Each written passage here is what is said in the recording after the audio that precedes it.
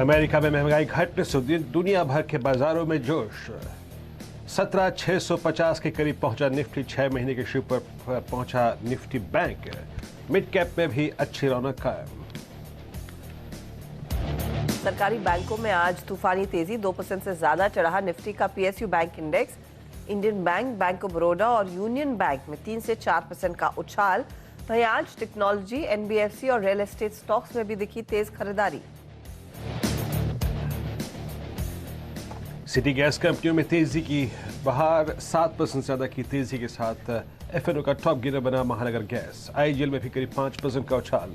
City gas कंपनियों का ज्यादा गैस आवंटन से जोश। और डिफेंस शेयरों में भी दिखी तगड़ी खरीदारी। 9% से ज्यादा उछला मजगांव डॉक। नतीजे से का फायदा। वहीं नए शिखर पर है आज हैल और बीईएल के स्टॉक्स।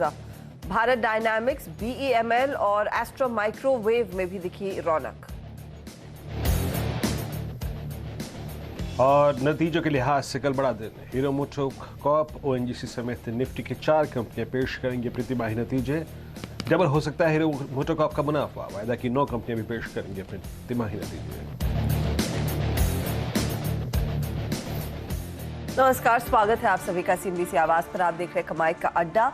मैं हूं हर्षदा सावंत और दिल्ली से मेरा साथ दे रहे हैं वीरेंद्र कुमार। भारतीय बाजारों में आज खरीदारी का दिन है। खरीदारी चौतरफा और आज एक गैप अप ओपनिंग देखने को मिली ग्लोबल क्यूज के मद्देनजर। अमेरिकी मार्केट्स में कल हमने देखा जो महंगाई के आंकड़े आए वहां से कुछ रिलीफ मिलता हुआ दिखाई दिया और वही एक ट्रिगर पॉइंट था अमेरिका में तेजी का। डाउ भागा और डाउ को देख भारतीय बाजार भी मजबूत खेले। इनफैक्ट शुरुआती ट्रेड में ही हमने 17,700 के स्तर 710-20 तक के लेवल्स को छुआ है। उसके बाद 700 के आसपास यह मंडरा रहे। 650 का वर्तमान भाव आपके सामने निफ्टी पर। निफ्टी बैंक हालांकि आज का बड़ा आउट परफॉर्मर साबित होता हुआ दिखाई दिया है। यहीं पर सबसे ज्यादा थ्रस्ट देखने को मिला है। 550 पॉइंट से ज्यादा का इजाफा इधर। और खास बात यह है कि आज मिड कैप्स में भी पूरी खरीदारी देखने को मिल रही है। मिड कैप इंडेक्स आपकी स्क्रीन पर आएगा तो यहाँ पर करीब करीब आपको 250 अंकों तक का उछाल देखने को मिलेगा। इस खरीदारी में बैंकिंग काउंटर्स का एक बड़ा हाथ है। कोटक, एक्सिस, आईसीआईसीआई के साथ सरकारी बैंकों में जोश देखने को मिला है। टेक्नोलॉजी कंपनियों में खरीदारी अच्छी खासी है। और जैसे आप हेडलाइन में भी सुन रहे थे, सिटी गैस डिस्ट्रीब्यूशन कंपनियां, डिफेंस कंपनियां, तो अलग अलग पॉकेट्स ऑफ गेन्स देखने को मिले हैं। लेकिन बड़ा सवाल ये है कि 17,700 की एक झलक दिखाकर मार्केट हल्का सा नीचे कारोबार कर रहा है। तो आज की क्लोजिंग की रणनीति क्या होगी, पहले वो वीरू से समझ लेते हैं, फिर कुछ और बारीकियां इस मार्केट की आपके सामने पेश करेंगे कि कहां पर सबसे ज्यादा एक्शन देखने को मिला है और जानकारों की राय भी क्या बन रही है। वीरू, आज तो गैप अप का कमाल था और शायद यही वजह है कि फिर एक दायरे बंद ट्रेड देखने को मिला। 50 to 60 पॉइंट की रेंज में मार्केट आज घूम रहा है। क्लोजिंग के लिहाज से करंट लेवल्स कितने इंपॉर्टेंट है और क्या यहां से अब दरवाजा खुल गया है 17,800-900 की तरफ? देखिए, उसकी पॉसिबिलिटी हो सकती है हर्षता, लेकिन देखिए 2 चीजें हैं। एक एक्सपायरी डे के दिन बहुत सब्सटेंशियल, बहुत बड़ा गैप अप कभी भी चेस करने लायक चीज नहीं होती है। आज सुबह आशीष शर्मा जब कार्यक्रम में थे तो हमारी बात यही हुई थी कि 176-196 अंक ऊपर खुलने के बाद कोई कारण नहीं रह जाता है आपको इतने बड़े गेन्स के बाद कि आप निफ्टी को चेस करें। और मैंने सुबह एक टेक जाहिर किया था हर्षता के, जब तक आप 710 की ट्रेजेक्टरी को, जब हम नीचे आ गए थे, जब तक आप 710 की ट्रेजेक्टरी को रीगेन करके उसके ऊपर सस्टेन ना करें, लॉन्ग के बारे में मत सोचिएगा, छोड़ दीजिए, प्रॉफिट बुक करिए। और हालांकि जो जोन था प्रॉफिट बुक करने का 790, लेकिन वहां खुला ही नहीं बाजार। तो नया फ्रेश ट्रेड तब बनता जब हम 710-720 के ऊपर सेटल होते हैं, और वो नहीं बना तो कोई दिक्कत की बात नहीं। आपने एक अच्छा ट्रेड लिया था, अच्छे प्रॉफिट्स बने, कोई दिक्कत की बात नहीं। आज प्रॉफिट बुकिंग का दिन था। लेकिन मेरा झुकाव था हर्षता खुल के कि जनाब जो कल वर्ड थे कि आपको फोकस करना है निफ्टी बैंक पे, वी आर हेडिंग टुवर्ड्स 39070, 39,070, मैं अभी भी कायम हूं। It's time to focus on bank Nifty. अभी भी बैंक निफ्टी फोकस कीजिए, निफ्टी का ट्रेड अभी कोई नहीं लेंगे। क्यों? क्योंकि it's a typical expiry day. Call writers हावी हो चुके हैं। जरा प्लीज स्टैट्स दिखाइएगा निफ्टी के कॉल्स और पुट्स के। निफ्टी के कॉल्स और पुट्स के स्टैट्स हर्षता ये बिल्कुल रिफ्लेक्ट करते हैं कि अभी ये वक्त नहीं है निफ्टी को डायरेक्शनल ट्रेड को चेस करने का ऑन थर्सडे क्लोजिंग। आपकी स्क्रीन पे 6 स्ट्राइक्स आएंगे, 17,600, 17,700, 800। ये देखिए 700 पे 2 करोड़ का आउटस्टैंडिंग हुआ है हर्षदा, 1 करोड़ 38 लाख कॉल बिकी हैं। 17,600 पे 96 लाख कॉल पुट बिकी हैं। कोई मतलब नहीं है निफ्टी को चेस करने का। हाँ, निफ्टी बैंक स्टिल एक अपसाइड पोटेंशियल होल्ड करता है हर्षदा, करीब करीब 39,070 तक का। और अगर आप मेरे रुख के मुताबिक और हमारे पैनल के मुताबिक, राहुल शर्मा जी के मुताबिक, उन्होंने कल कॉल दी थी, उन्होंने सुबह भी अपना व्यू शेयर किया, बैंक निफ्टी पे आप अभी भी अपना एक पॉकेट फ्रेंडली स्टॉप लॉस लगा के 39,070, 39,080 की डिरेक्टरी के लिए बेट कर सकते हैं।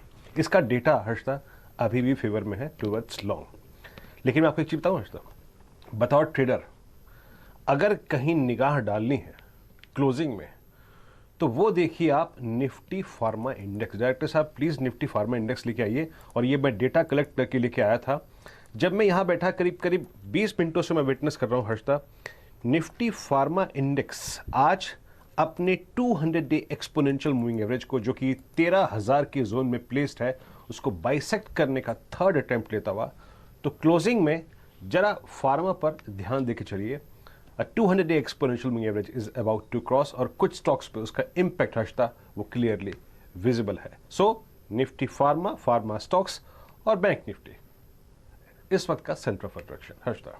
आईटी कैसे स्किप हो गया वीरू? आईटी में भी तो काफी एक्शन देखने को मिला था, वहां से कोई ऐसा बड़ा इंडिकेशन नहीं है क्या? आईटी तो है ही फेवरेट हर्षदा, मतलब। लेकिन मैं सोच रहा हूँ कि कुछ नया निकालने के लिए इट्स फार्मा। सुबह से आईटी के अपने बहुत ट्रेड लिए थे, मिड कैप आईटी के, लार्ज कैप आईटी के, टेक महिंद्रा, टीसीएस।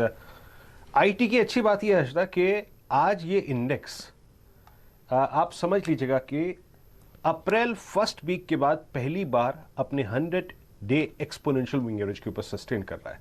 अगर ये क्लोजिंग भी आ जाए निफ्टी की, आईटी की, तो ये बाजार के स्ट्रक्चर के लिए बहुत अच्छा होगा हर्षदा। इस पर नजरें तो रहेंगी। इनफैक्ट कुछ स्टॉक्स आपके सामने अब पेश करते हैं जहां पर अच्छा खासा ट्रेंड तेजी का बना है। आज की इस खरीदारी में आपको देखिए कई सारे ऐसे विनिंग ट्रेड्स दिखाई देंगे जिनमें वॉल्यूम्स के साथ प्राइस एक्शन भी देखने को मिला है। उनमें से कुछ आपकी स्क्रीन पर है। एचडीएफसी, दिग्गज, जहां पर 2% के गेंस देखने को मिले हैं। बैंकों की कल आपको याद होगा दोपहर से काफी बातचीत हो रही थी। आईसीआईसीआई, इंडसइंड जैसे ट्रेड्स हमने डिस्कस किए थे, 1.5% ऊपर इंडसइंड बैंक।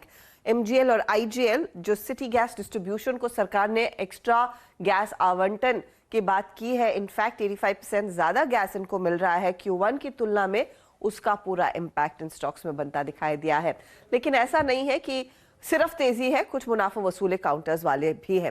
तो पीवीआर करीब 2% नीचे। जीएनएफसी में हम देख रहे हैं 2.5% की गिरावट। टाटा कंज्यूमर, नंबर्स अच्छे थे और नंबर्स पर मुनाफा वसूली होती दिखाई दे रही है। और मुनाफा वसूली अपोलो हॉस्पिटल्स में नंबर्स आज आने वाले हैं, उससे पहले हुई थी। कल आपको याद होगा स्टॉक में अच्छा खासा तेजी का रुझान बना भी था। अब पीवीआर को लेकर एक और चिंता है कि 2 फिल्में आज रिलीज हो रही है और दोनों से ज्यादा एक्सपेक्टेशन है नहीं बॉक्स ऑफिस को। इनफैक्ट एक रिपोर्ट में पढ़ रही थी कि हिंदी फिल्में चल नहीं रही है, उसकी एक चिंता है जो पीवीआर और आइनॉक्स जैसे ट्रेड्स पर भारी पड़ सकती है। तो ये फिलहाल वो काउंटर्स जहां पर हमने देखा आज कुछ मुनाफा वसूली बनती हुई। ऐसे में आज के दिन जहां पर हम 17,650 के आसपास कंफर्टेबली कारोबार कर रहे हैं और आज वीकली एक्सपायरी का दिन है, हमारे जानकार आपकी मदद करेंगे। फंडामेंटल्स पर शर्मिला जोशी से डिटेल में बातचीत होगी। टेक्निकल पैनल पर हमारे साथ आज है प्रकाश गाबा, आशीष चतुर्मोता, नीलेश जैन, राजेश पालविया, मानस जायसवाल। इन सबसे डिटेल में बातचीत करेंगे। 2:20 पर यूफ्लेक्स के मैनेजमेंट से बात होगी। कंपनी के ग्रुप प्रेसिडेंट और सीएफओ राजेश भाटिया हमारा साथ देने वाले हैं। नतीजे अच्छे हैं, स्टॉक भागा है आज। इसके अलावा क्या चल रहा है में हम लेकर आएंगे कुछ स्पेसिफिक स्टॉक्स की चर्चा। यही नहीं, डीलिंग रूम चेक भी होगा आज कार्यक्रम में, तो खूब सारा एक्शन तैयार रहिएगा। और ऑफ कोर्स हमारा हर रोज का छोटा डोज चार का चौका वो भी आपके लिए लेकर आएंगे। चार्ट का चमत्कार हो, सस्ता ऑप्शन हो, या फिर एफएनओ का सुपरस्टार और मिड कैप फंडा, ये सब हमारे जानकार देने की तैयारी में है।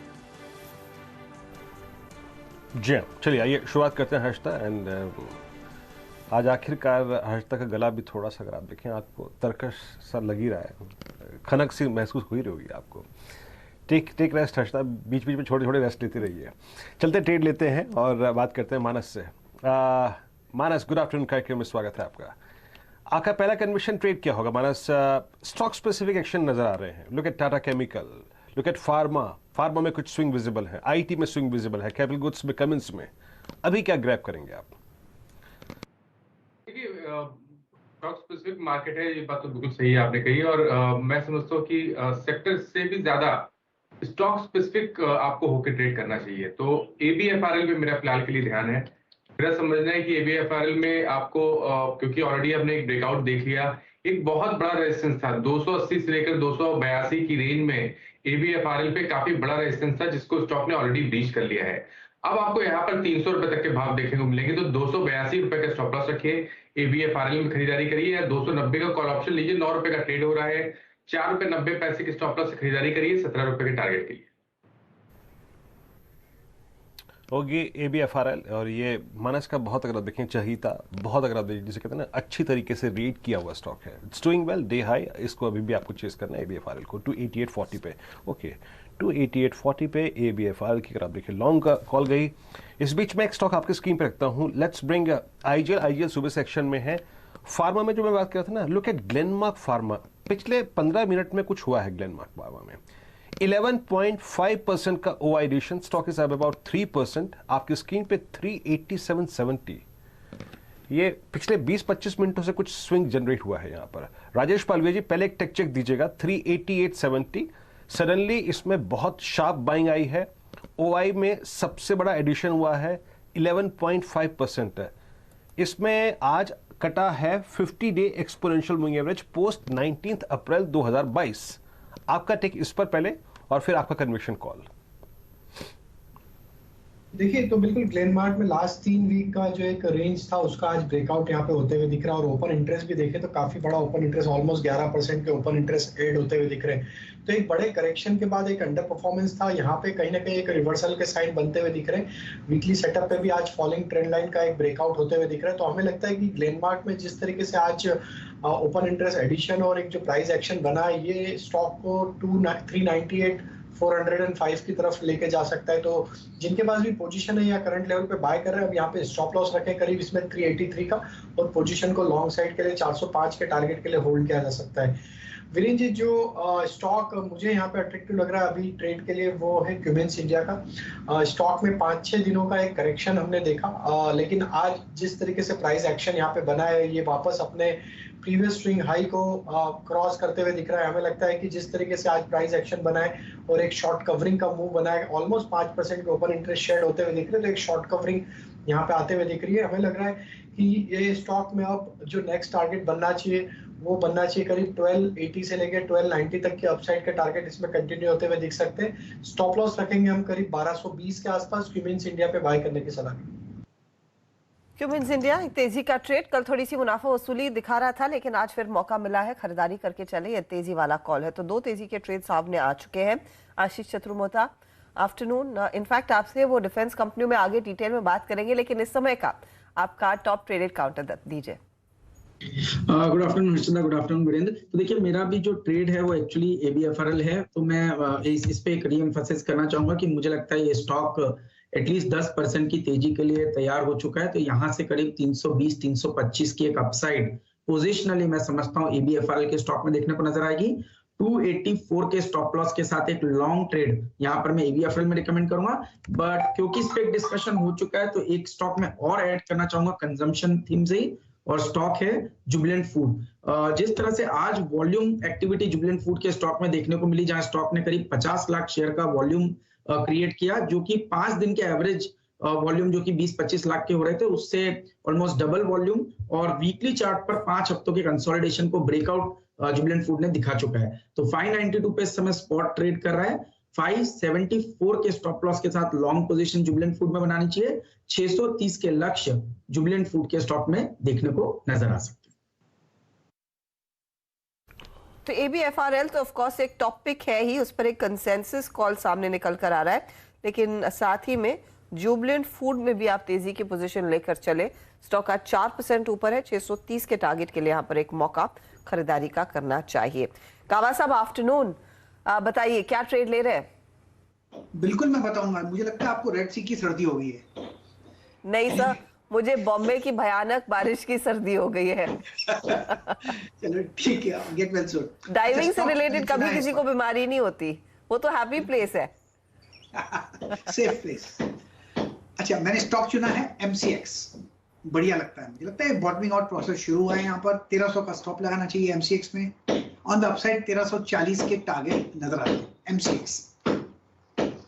40 के लिए एक मौका आप कह रहे हैं MCX में ट्रेड का। और आज आपको कई ऐसे मिड कैप आइडियाज दिखेंगे जिनमें काफी दिनों बाद वॉल्यूम्स के साथ बहुत तगड़ा मूव देखने को मिल रहा है। चलिए लगे हाथ शर्मिला जोशी को भी जोड़ लेते हैं। शर्मिला, आफ्टरनून। एक अच्छा सत्र, एक ट्रेंडिंग सत्र तेजी की तरफ और अलग अलग पॉकेट्स ऑफ स्ट्रेंथ। आपने क्या आइडेंटिफाई किया, क्या ट्रेड लेंगे?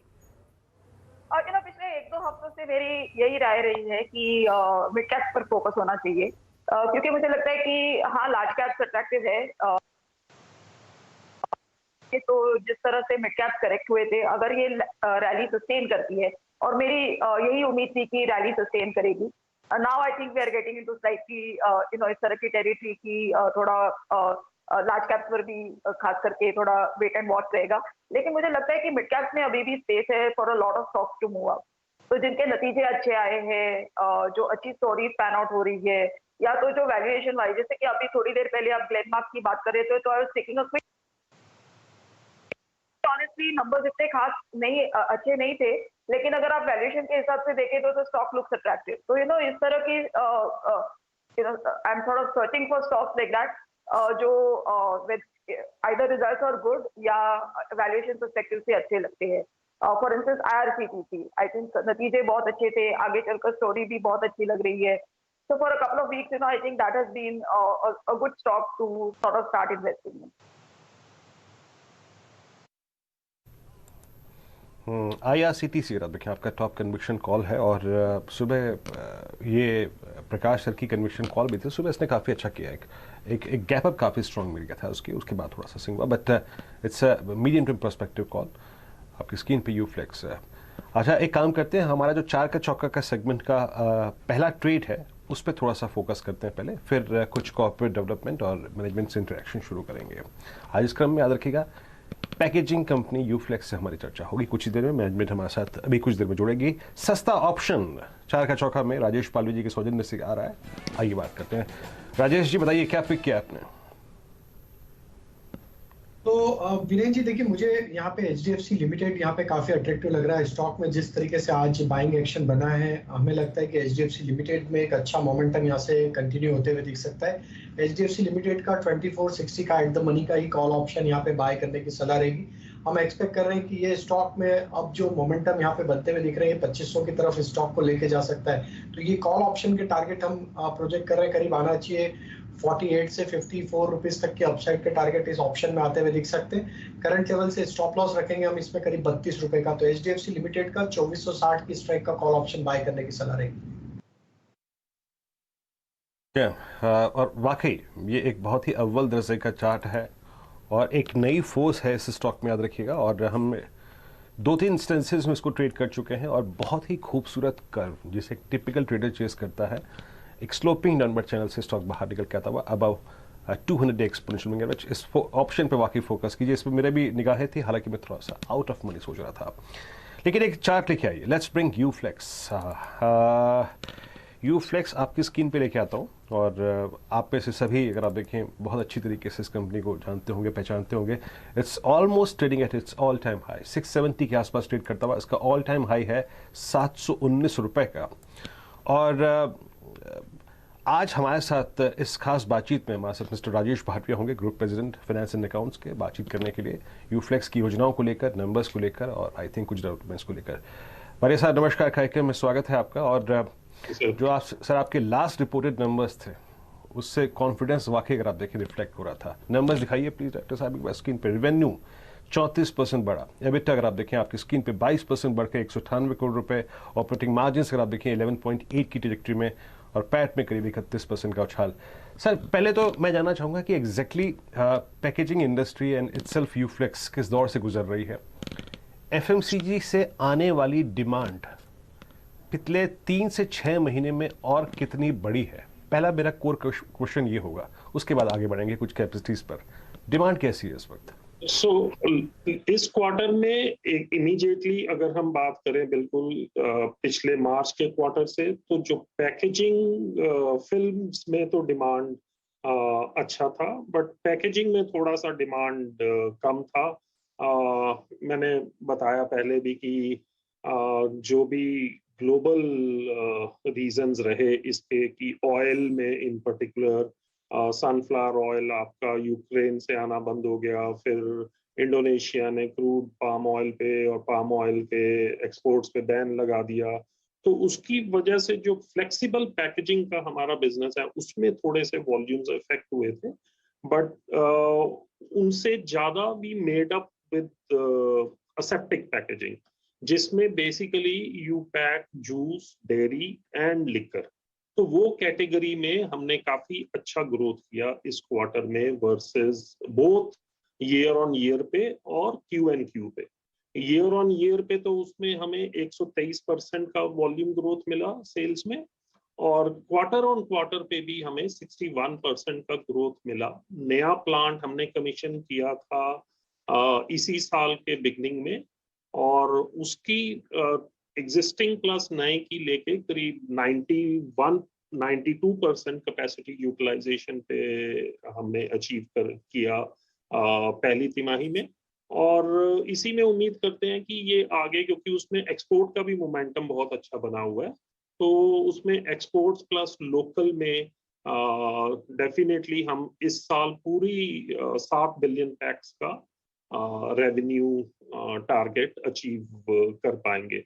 पैकेजिंग फिल्म्स जो कि हमारा तीसरा बिजनेस है, उसमें भी जो हमारा नाइजीरिया का प्लांट था जिसमें हमने लास्ट ईयर उसको कमीशन किया था, उसमें थोड़ा सा रैंप अप पहले 2 क्वार्टर्स में कम देखने को मिला था, बट करंट क्वार्टर में जो जून का क्वार्टर था उसमें वहां भी हमने 70% प्लस कैपेसिटी यूटिलाइजेशन अचीव कर पाए उसमें, और उसकी उम्मीद करते हैं कि उसको भी हम, जैसे हमारे दूसरे प्लांट्स चल रहे हैं 90 एंड 115% कैपेसिटी यूटिलाइजेशन की रेंज में, उसको उस रेंज में हम लोग ला पाएंगे आगे चलते हुए।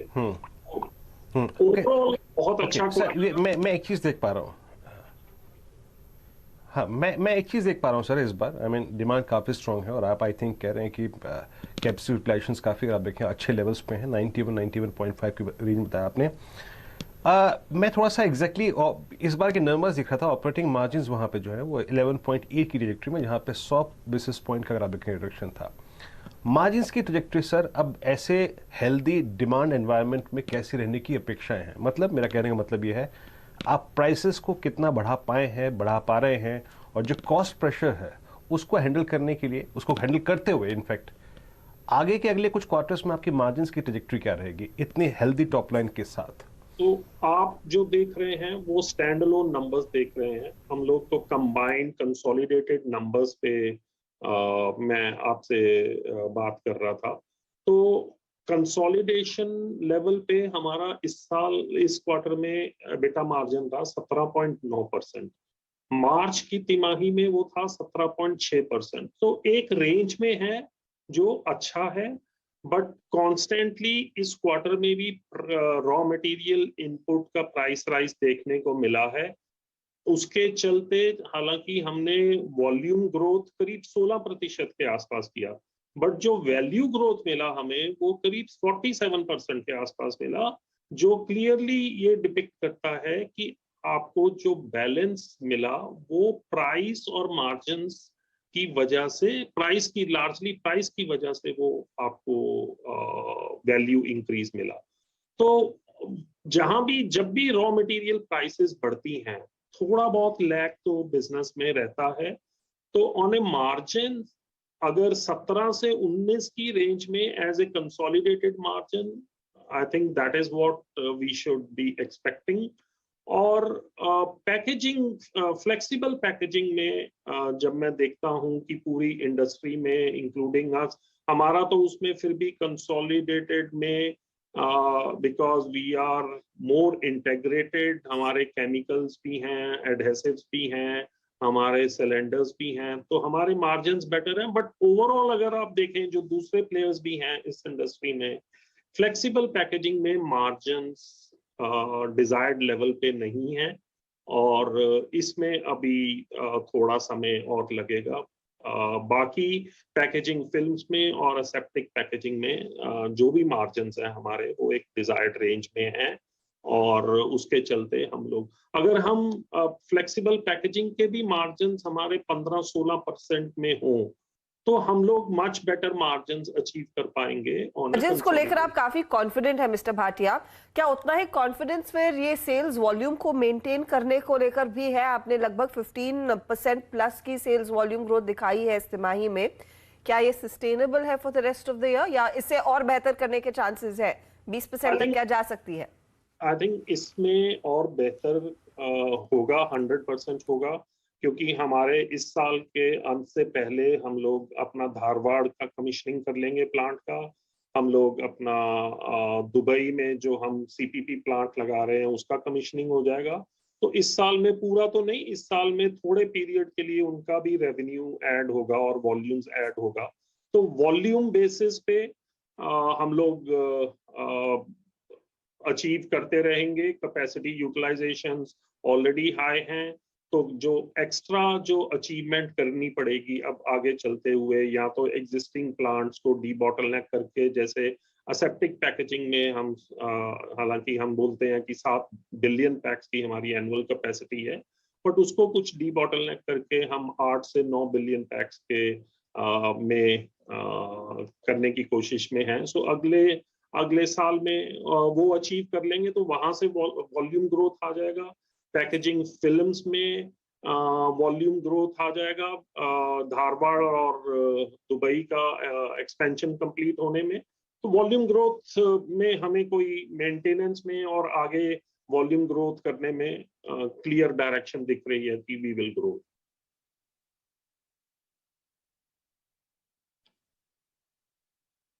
शुक्रिया, आप इस कार्यक्रम में शामिल हुए। नंबर्स पे और डिमांड एनवायरनमेंट पे, मार्जिन्स पर, कॉस्ट प्रेशर्स पर, हर पर्सपेक्टिव पे आपने बात की सर, बहुत बहुत शुक्रिया and best of luck for the next quarter sir. आपसे फिर मुलाकात होगी, बात होगी नंबर्स पर। Thank you sir, thank you ji. ये थी यूफ्लेक्स की मैनेजमेंट बातचीत करते हुए। वाकई अगर आप देखें बहुत दिलचस्प स्टॉक, ऑल टाइम हाई की ट्रेजेक्टरी में आप देखें ट्रेड करता हुआ स्टॉक। मीनवाइल अगर आपकी स्क्रीन पर ट्रेंड के नंबर्स देखें, 138 करोड़ के घाटे के मुकाबले कंपनी 114 करोड़ रुपए के मुनाफे में आई। वाई बेसिस पे स्क्रीन पे आपके नंबर्स हैं। आय 492 करोड़ से बढ़ के 1803 करोड़ रुपए, सुपर नंबर्स प्राइमा फेसिया लगते हुए। लेकिन प्लीज एक बार ट्रेंड का चार्ट लेके आइएगा। हमारे साथ बातचीत करने के लिए इस वक्त नीलेश जैन भी हैं। Nilesh, strong numbers, stock trading at all time high. I think इसका एक स्विंग इम्पैक्ट डेफिनेटली पड़ेगा। एक हल्का सा टेक चेक दीजिएगा, 1341 all time high for trend. आपका नेक्स्ट व्यू क्या है इस स्टॉक पे, कौन सी ट्रेजेक्टरी में आ सकता है? Super numbers. बिल्कुल, देखिए बहुत ही बेहतरीन चार्ट पैटर्न है यहाँ पे, और यहाँ पे जो 7 अप्रैल 2022 में जो हाइज बने थे उसको ब्रेक करता हुआ नजर आ रहा है आज के सेशन में, और एक बहुत ही बेहतरीन ब्रेकआउट हमें आता हुआ नजर आ रहा है। तो अपसाइड में जो बड़े टारगेट निकल के आ रहे हैं, लगभग 1500 तक का ये काउंटर जा सकता है इन अ वेरी शॉर्ट टर्म। और यहाँ पे जिनके पास एग्जिस्टिंग लॉन्ग पोजीशन है, बिल्कुल बने रहने की सलाह होगी। 1300 के ट्रेडिंग स्टॉप लॉस से बने रहे। फ्रेश खरीदारी भी यहाँ पे की जा सकती है गिरावट पे, और ऊपरी स्तरों पर इमीडिएट बेसिस पे 1450, उसके बाद निकलने के बाद 1500 और 1600 तक के भी लेवल यहाँ पे देखने को मिल सकते हैं। अच्छा मौका खरीदारी का साफ दिख रहा है। 2.5% ऊपर है वो स्टॉक। नंबर्स शानदार रहे हैं। अब देखिए कंसोलिडेटेड बेसिस पर आए 1800 करोड़ के आसपास आई है, लेकिन घाटे से मुनाफे में आई है ये कंपनी। और ये प्रॉफिटेबिलिटी दरअसल ऑपरेशनल लेवल पर भी है। ऑपरेशनल प्रॉफिट भी एक बहुत स्ट्रॉन्ग फिगर निकल कर आया है, इसीलिए वो स्टॉक आज रैली करता हुआ तेजी पकड़ी है इसने। अच्छा आशीष चतुर्वेदी तैयार रहिएगा, आपसे एक ट्रेड लेने वाले हैं हम अचार का चौका की श्रृंखला में। लेकिन नीलेश जैन, आपका इस समय का ट्रेड क्या रहेगा? आपने ट्रेंड पर तो एक बहुत सॉलिड कॉल दिया, कोई और स्टॉक जो आपने आइडेंटिफाई किया है? बिल्कुल अर्षिता जी, देखिए जो स्टॉक अभी हमारे रडार पे आ रहा है, आईटी स्पेस की कंपनी है, दिग्गज कंपनी टीसीएस। यहाँ पे ये पर्टिकुलर काउंटर ने आज के सेशन में अपने 200 डे एक्सपोनेंशियल मूविंग एवरेज को ब्रेक किया है, और लगभग पिछले 3 महीनों से ये काउंटर इस पर्टिकुलर मूविंग एवरेज के नीचे ट्रेड हो रहा था। पहली बार यहाँ पे ब्रेकआउट आता हुआ नजर आ रहा है। साथ ही साथ अगर आप डेरिवेटिव डेटा भी देखें तो यहाँ पे एक शॉर्ट जो है वो कवर होते हुए नजर आ रहे हैं, शॉर्ट कवरिंग का कैंडिडेट है।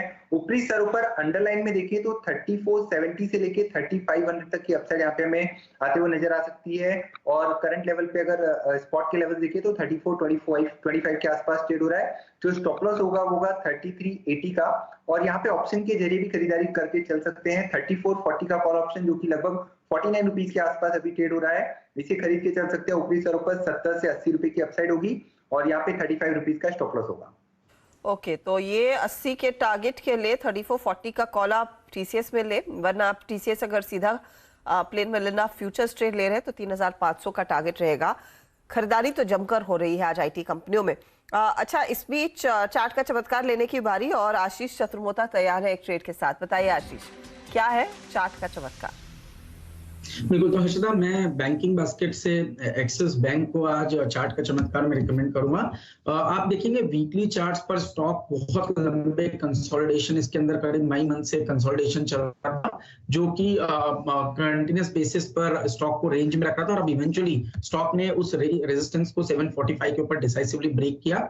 हम देख रहे हैं already ICICI bank almost all time high पर आ चुका है, बट एक्सिस बैंक अभी भी अपने पुराने ऑल टाइम हाई से करीब करीब 10-12% नीचे है। तो मुझे लगता है जो relative under performance axis bank ने दिखाया, वहां पर पे एक अच्छा शार्प रिकवरी देखने को नजर आ सकती है। 758 पे समय स्पॉट लेवल पे स्टॉक ट्रेड कर रहा है, स्टॉप लॉस लगाना चाहिए 748 का, और मेरा मानना है 800 रुपए तक की अपसाइड एक्सिस बैंक के स्टॉक में देखने को नजर आ सकती है। तो शॉर्ट टर्म में 780-785 की अपसाइड और थोड़ा पोजिशनल पर्सपेक्टिव से 800 रुपए के लक्ष्य एक्सिस बैंक के स्टॉक में देखने को नजर आ सकते हैं। तो ट्रेड समरी है 800 तक का, अगर आप देखें आपको एक्सिस बैंक में लक्ष्य मिल सकता है। बहुत स्ट्रॉन्ग स्ट्रक्चर है, याद रखिएगा, अव्वल दर्जे का स्ट्रक्चर जिसे कहते हैं ना, बेस्ट रिवॉर्ड पोस्ट करता हुआ। आशीष जी का कॉल है। मैं कहता ना, मैं फार्मा में आपने देखा होगा उस टाइम जरा ग्लेनमार्क लेके आइए। राजेश पालवे जी ने एक टेक चेक दिया था और जरा ग्लेनमार्क रखिएगा स्क्रीन पे। 390 हो गए जनाब बात करते करते। 390 पे, 387 पे कॉल ली थी मैंने और 392 का हाई लगा क्या, ये देखिए।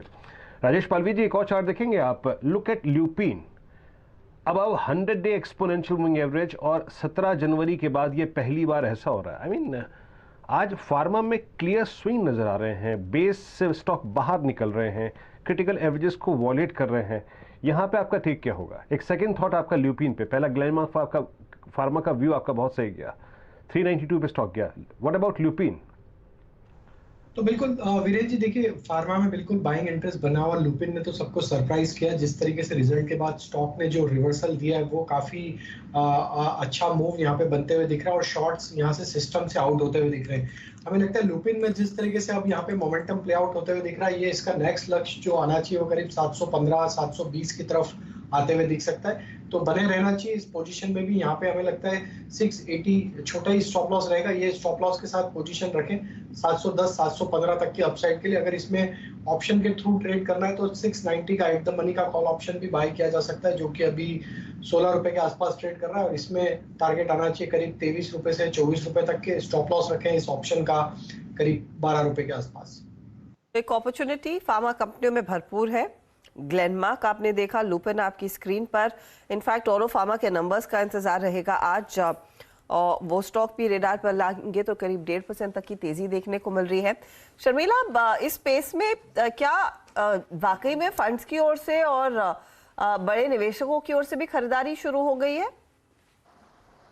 Well, I think it's little stock specific. I don't think कि पूरे सेक्टर को आप ये एक्सटेंड कर सकते हैं। और उसके साथ साथ I think people are also very careful कि आप इन द सेंस कि जो ऐसी स्पेसेस है जिनमें ज्यादा इंटरेस्ट आ रहा है, जैसे स्पेशलिटी केमिकल्स है, सो लोग ऐसा चुन के थोड़े इन्वेस्टमेंट कर रहे हैं। So it is not because we seen कि कुछ चीजें जो पेटेंट खत्म हुआ है उस वजह से किस तरह से प्राइस इरोजन हुआ है और किस हद तक कंपनीज की प्रॉफिटेबिलिटी अफेक्ट हुई है।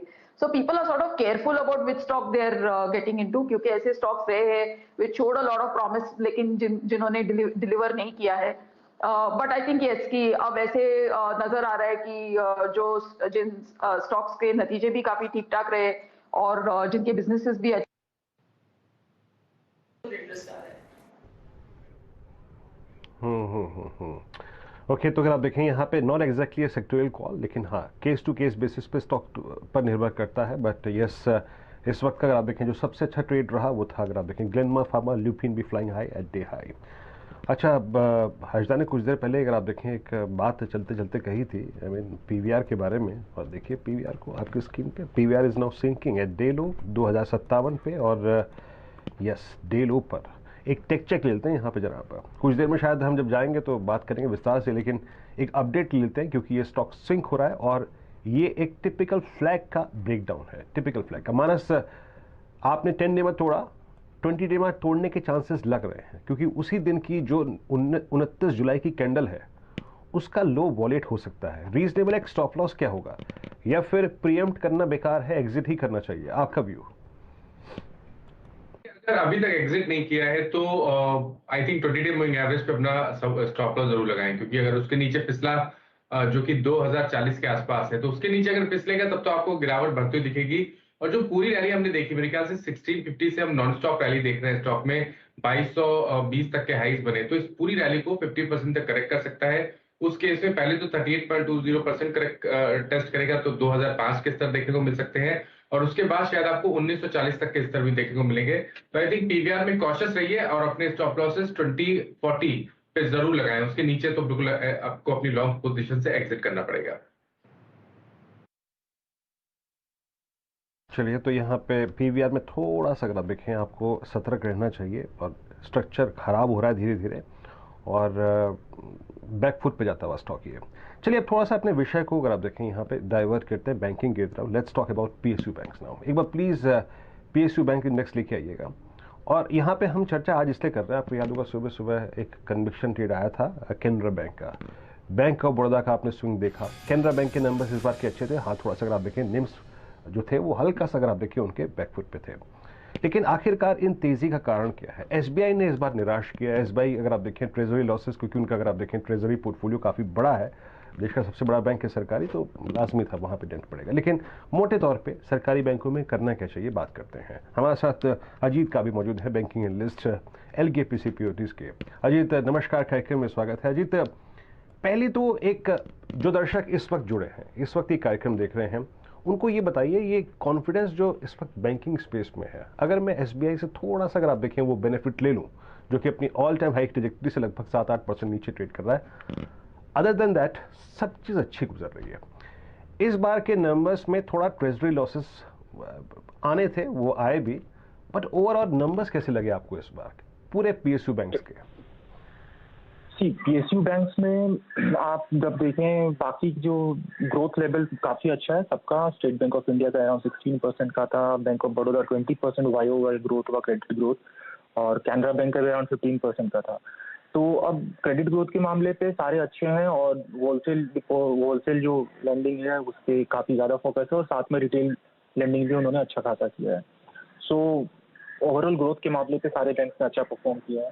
जो एनपीए नंबर्स हैं, एनपीए नंबर्स जो रेशियोज हैं वो घट गया इसलिए क्योंकि जो क्रेडिट ग्रोथ का जो डिनोमिनेटर सेक्टर होता है उसकी वजह से सारे रेशियोज घट गए हैं। रिस्ट्रक्चरिंग बुक भी घट गया है, मार्जिन भी स्टेबल है। हाँ, और एक एंटिसिपेटेड जो चीजें थी ट्रेजरी लॉसेस के बारे में, जो एमटीएम लॉसेस बनाने करने वाले थे, अभी बॉन्ड यील्ड का ट्रांजेक्टरी जो है, बॉन्ड यील्ड काफी बड़ा हुआ है, बॉन्ड प्राइसेस घटे हुए हैं, तो एमटीएम लॉसेस जो है वो सारे बैंक्स को करना था। तो स्टेट बैंक का ड्यूरेशन जो है वो काफी ज्यादा था, अराउंड 2.1% का है, 2.1x का है उसका एफएस बुक, और जो आप ट्रेडिंग बुक्स जो है, तो इतने बड़े ड्यूरेशन में उनको M2M लॉसेस बनाना वो जायज था। तो हमें पहले से पता था कि स्टेट बैंक ऑफ इंडिया कुछ मतलब जो प्रॉफिट आपको जो एक्सपेक्टेशन दिख रहा था एनालिस्ट स्ट्रीट पे, वो ऐसा था नहीं एक्चुअली, क्योंकि M2M लॉसेस उनको बुक में करने वाले थे। तो जब स्टेट बैंक को दें तो बाकी ठीक है, कैनरा बैंक और बैंक ऑफ बड़ौदा इन सब ने भी अच्छा परफॉर्म किया है। और सबसे अच्छी चीज इस जो प्राइस प्रोटेक्शन है सारे पीएसयू बैंक्स में, क्योंकि उनका एफआईआई होल्डिंग जो है वो काफी कम है, तो एफआईआई सेलिंग देखने को मिल नहीं रही है सारे बैंक्स में। तो एफआईआई सेलिंग भी रहती है, लाइक आप अगर प्राइवेट बैंक से बात से कंपेयर करें तो स्टॉक प्राइस काफी हद तक मतलब स्टेबल रहा जब स्टॉक प्राइस सारे गिर रहे थे। और अभी फ्यूचर में उनका ग्रोथ इतना अच्छा है कि दे आर परफॉर्मिंग गुड, अच्छा परफॉर्म कर रहे हैं। और आगे का भी फ्यूचर प्रोस्पेक्ट जो है काफी अच्छा काफी कॉन्फिडेंस है, कॉन्फिडेंट साउंड कर रहे हैं सेक्टर को लेकर, चाहे वो एसेट क्वालिटी की बात करी आपने या फिर लोन ग्रोथ की बात की। अगर आपने एक टॉप ट्रेड पिक करना हो, क्या वो स्टेट बैंक ही होगा या फिर आपको और भी बेहतर अपॉर्चुनिटी कैनरा एंड बॉब में भी दिख रही है?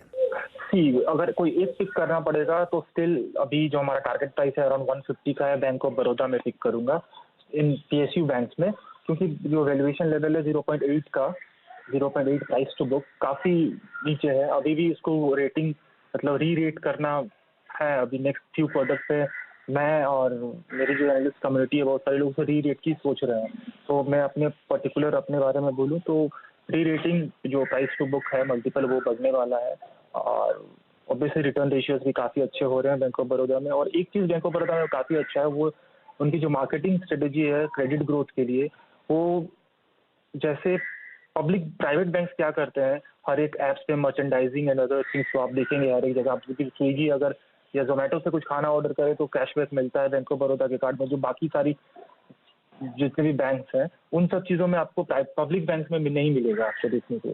तो बैंक ऑफ बड़ौदा बहुत ही एग्रेसिव है क्रेडिट ग्रोथ में, और एनपीए लेवल्स भी काफी अच्छे हैं। और सबसे अच्छी बात है कि पिछले आप 2015 से 2022 साल में पूरे पीएसयू बैंक्स में अराउंड 6.29 ट्रिलियन समथिंग का 6.3 ट्रिलियन अमाउंट का उन्होंने रिकवरी किया है from the return of accounts.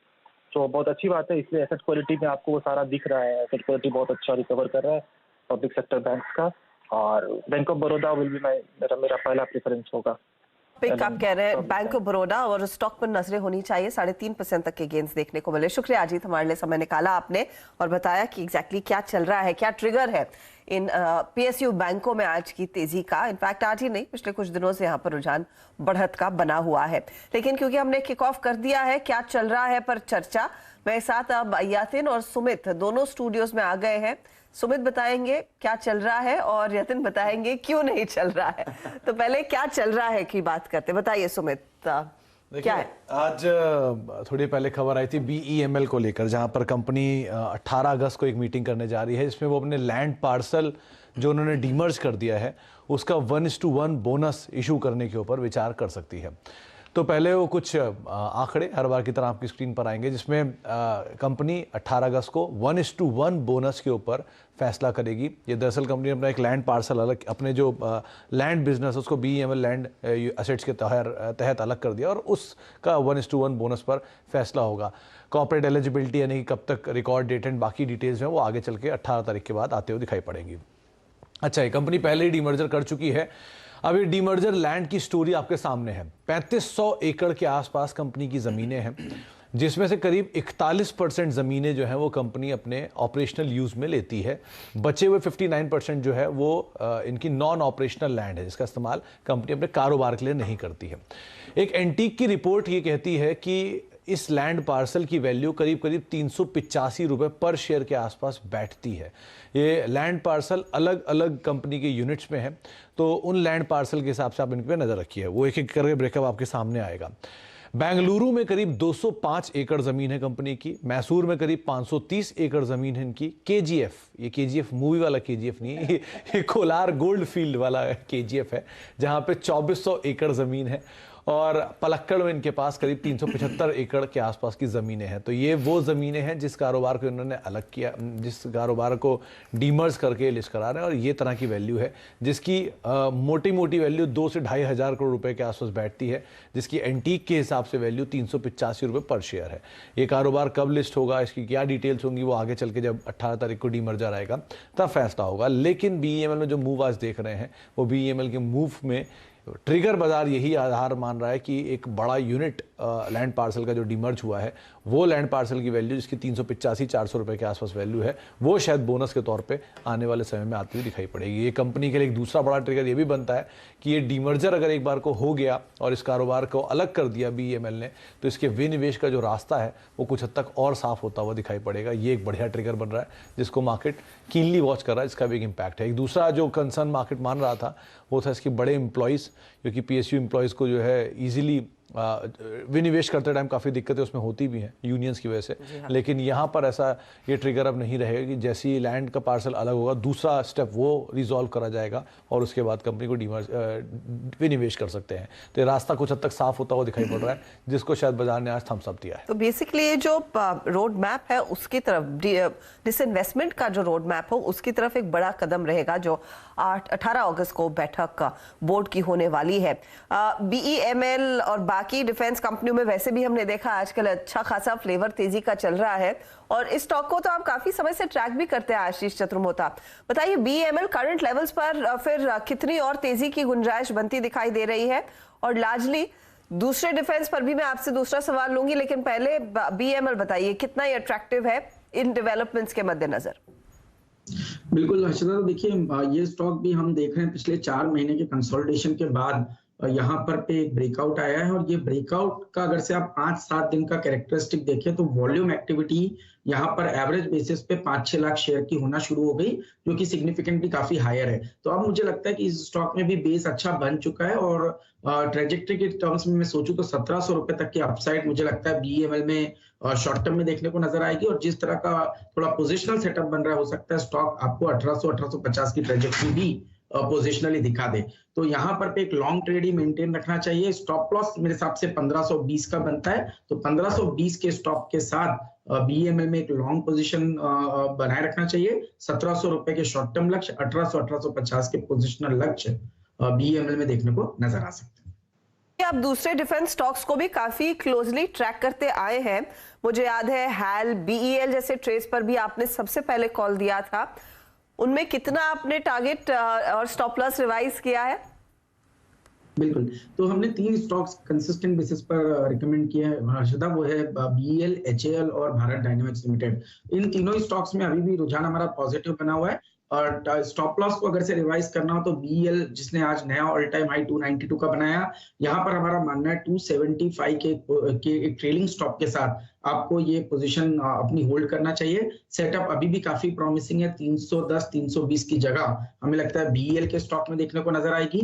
HAL की बात करें तो इसको हमने सबसे पहले 1850-1880 के ट्रेजेक्टरी में आपके चैनल पे रिकमेंड किया था। आज 2290-2298 के नए ऑल टाइम हाई बने और OI बिल्डअप सिग्निफिकेंट है, वॉल्यूम एक्टिविटी काफी अच्छी है, तो मुझे लगता है ट्रेंड को राइड करना चाहिए। 2200 रुपए का यहाँ पे ट्रेलिंग स्टॉप होना चाहिए और 2500 रुपए तक की अपसाइड HAL में नजर आती है।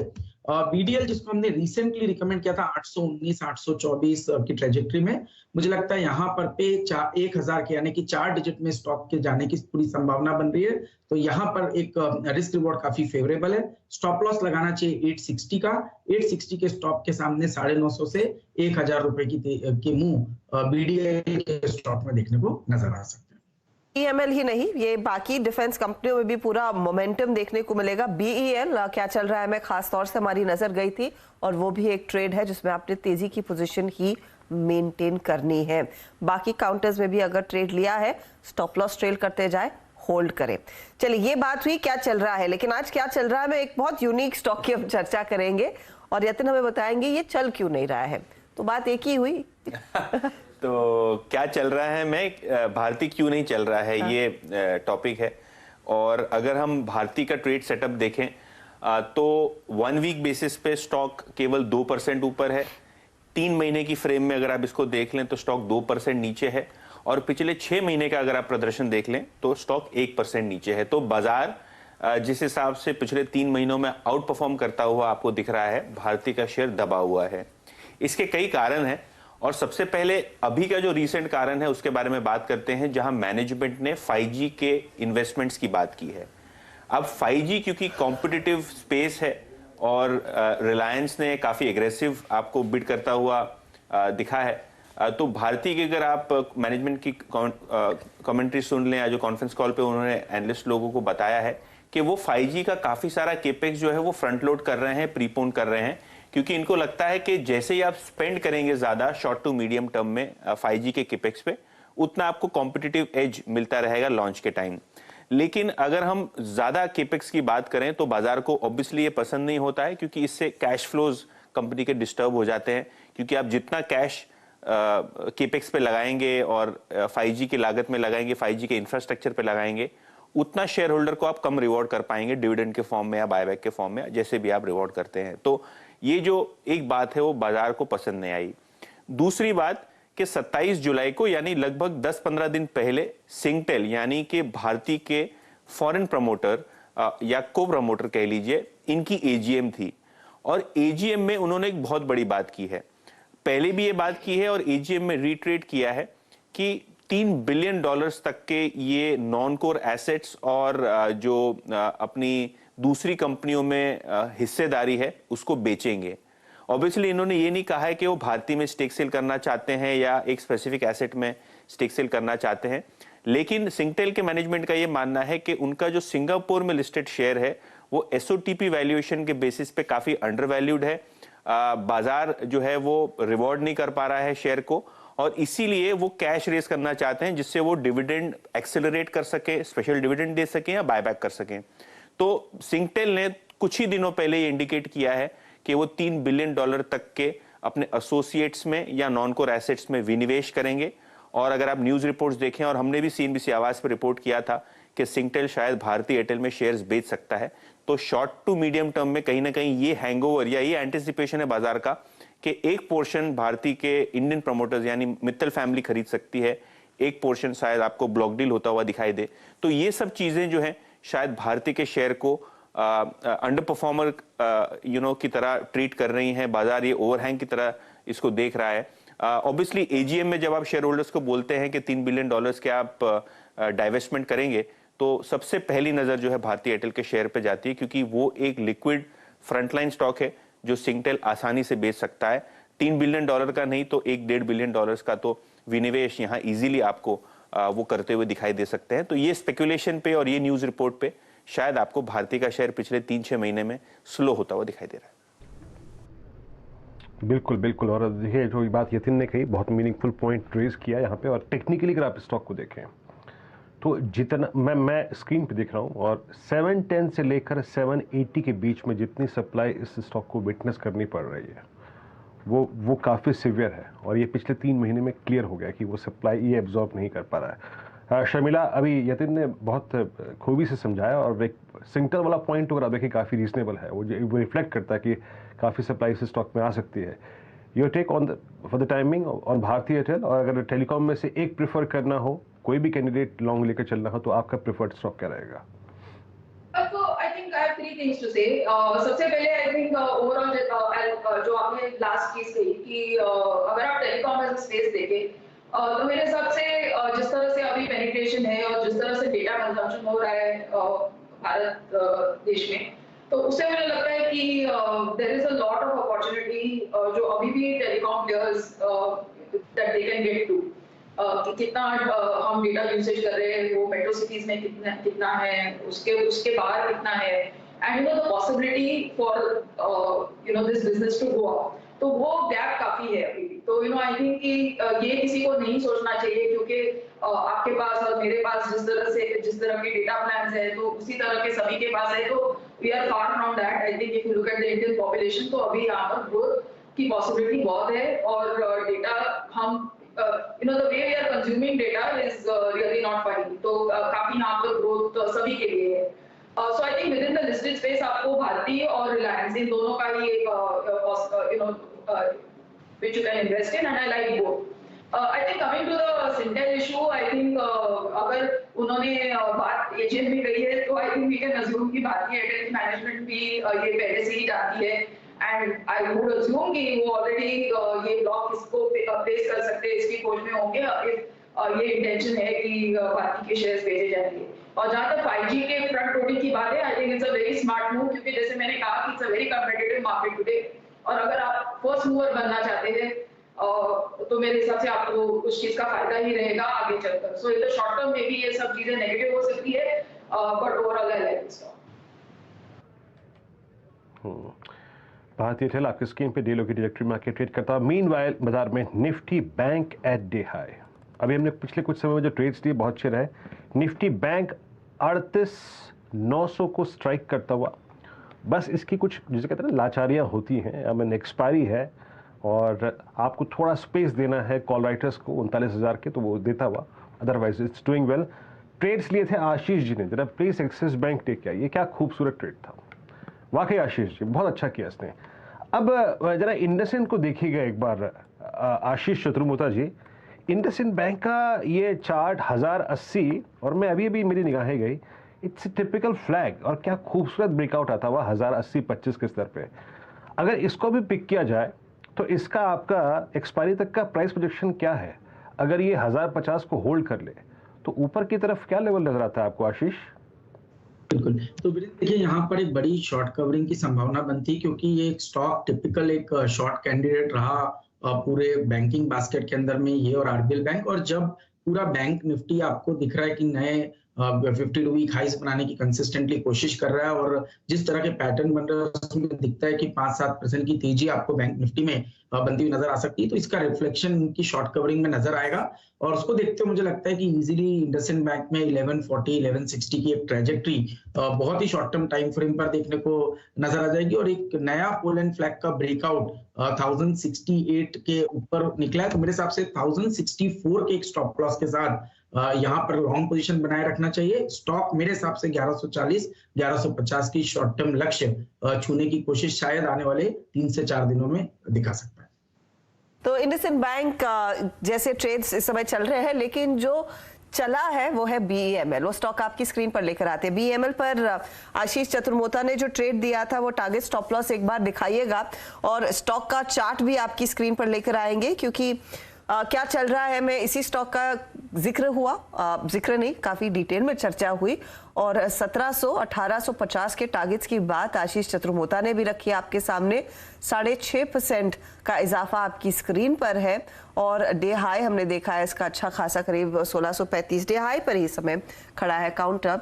तो क्या चल रहा है मैं इसीलिए हर रोज हम ऐसे बहुत यूनिक ट्रेड्स लेकर आते हैं और उसी पर आपकी नजरें होनी चाहिए। तो सुमित, सारे जो आपने डिटेल निकाली थी उसका फायदा दर्शकों को तो मिल ही रहा है। हाँ, वो 385 रुपए पर शेयर की जो वैल्यू लैंड पार्सल की थी, शायद बाजार को वो पसंद आ गई।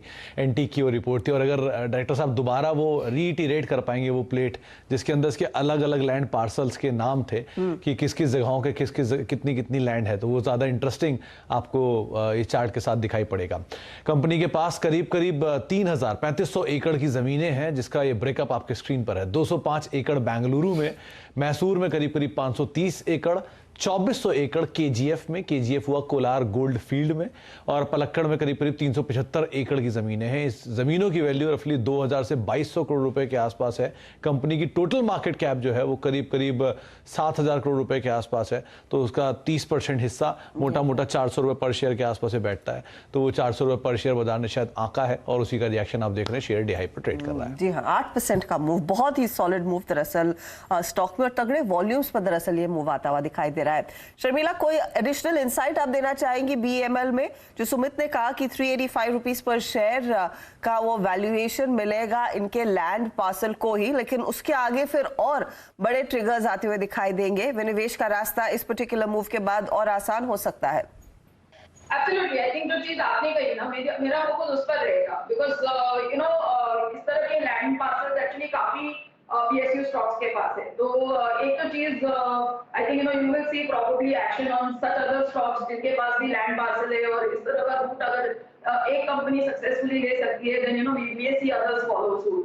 एंड आई थिंक जो चीज आपने कही कि जो डिसइन्वेस्टमेंट प्राइवेटाइजेशन की जो बात है that will pick up steam. और एक बहुत इंपॉर्टेंट चीज सुमित ने कही, that was about their employ count, और उसको तरह से इसमें एड्रेस किया जाता है, बिकॉज ये 2-3 बड़े कंसर्न्स है सभी PSU बैंक्स को कि उनके पास लैंड पार्सल्स है, how do you separate that from the business, कितना उनमें यूज हो रहा है, वो किस वैल्यू पे, कैसे उनको वैल्यूएशन देने का, then the disinvestment after that, और डिसइन्वेस्टमेंट के समय किस तरह का वर्कफोर्स आपके पास है, क्योंकि सभी के यूनियन है, तो how do you work your way around that. So I don't think, meaning of course आज जो हम वो देख रहे हैं BEML पर, it is precisely because of जो अभी चर्चा हो रही थी, लेकिन आगे अगर आपको स्टॉक देखना है तो as you said, I think it is more of the disinvestment angle which is of interest. Investment angle वो एक बड़ा एंगल है और उस विनिवेश की चर्चा तो खूब सालों से हम कर रहे हैं। अब मामला आगे बढ़ता हुआ दिखाई देगा। आशीष चतुर्मोता, आपका पहला टारगेट तो हिट हो गया, 1700 जो आपने कहा था, 1765 पहले जो स्टॉप लॉस आपने रखवाया था वो 1520 का था, बताइए कितना ऊपर ले जाए अभी से?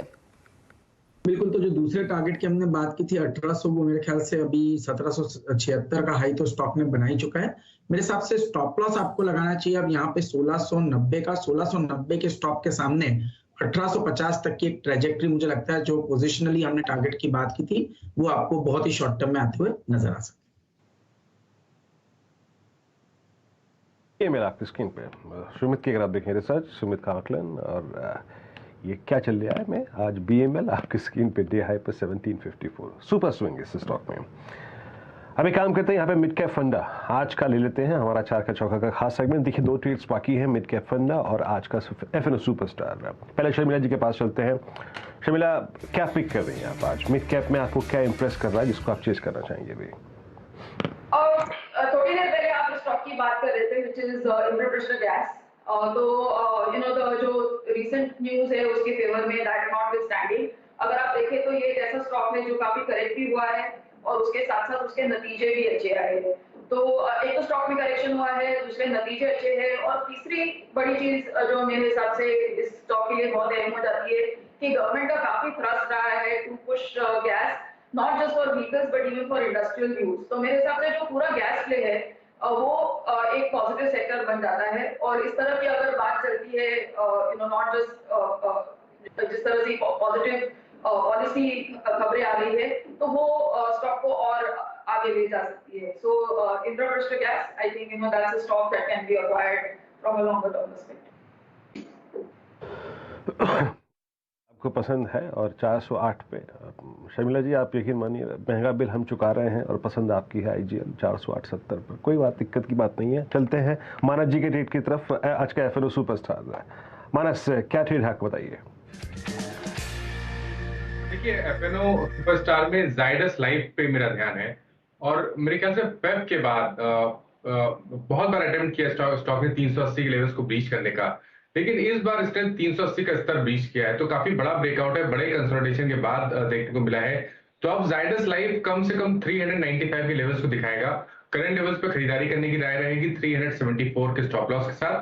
कॉल ऑप्शन में भी ट्रेड ले सकते हैं, 380 का कॉल ऑप्शन लीजिए।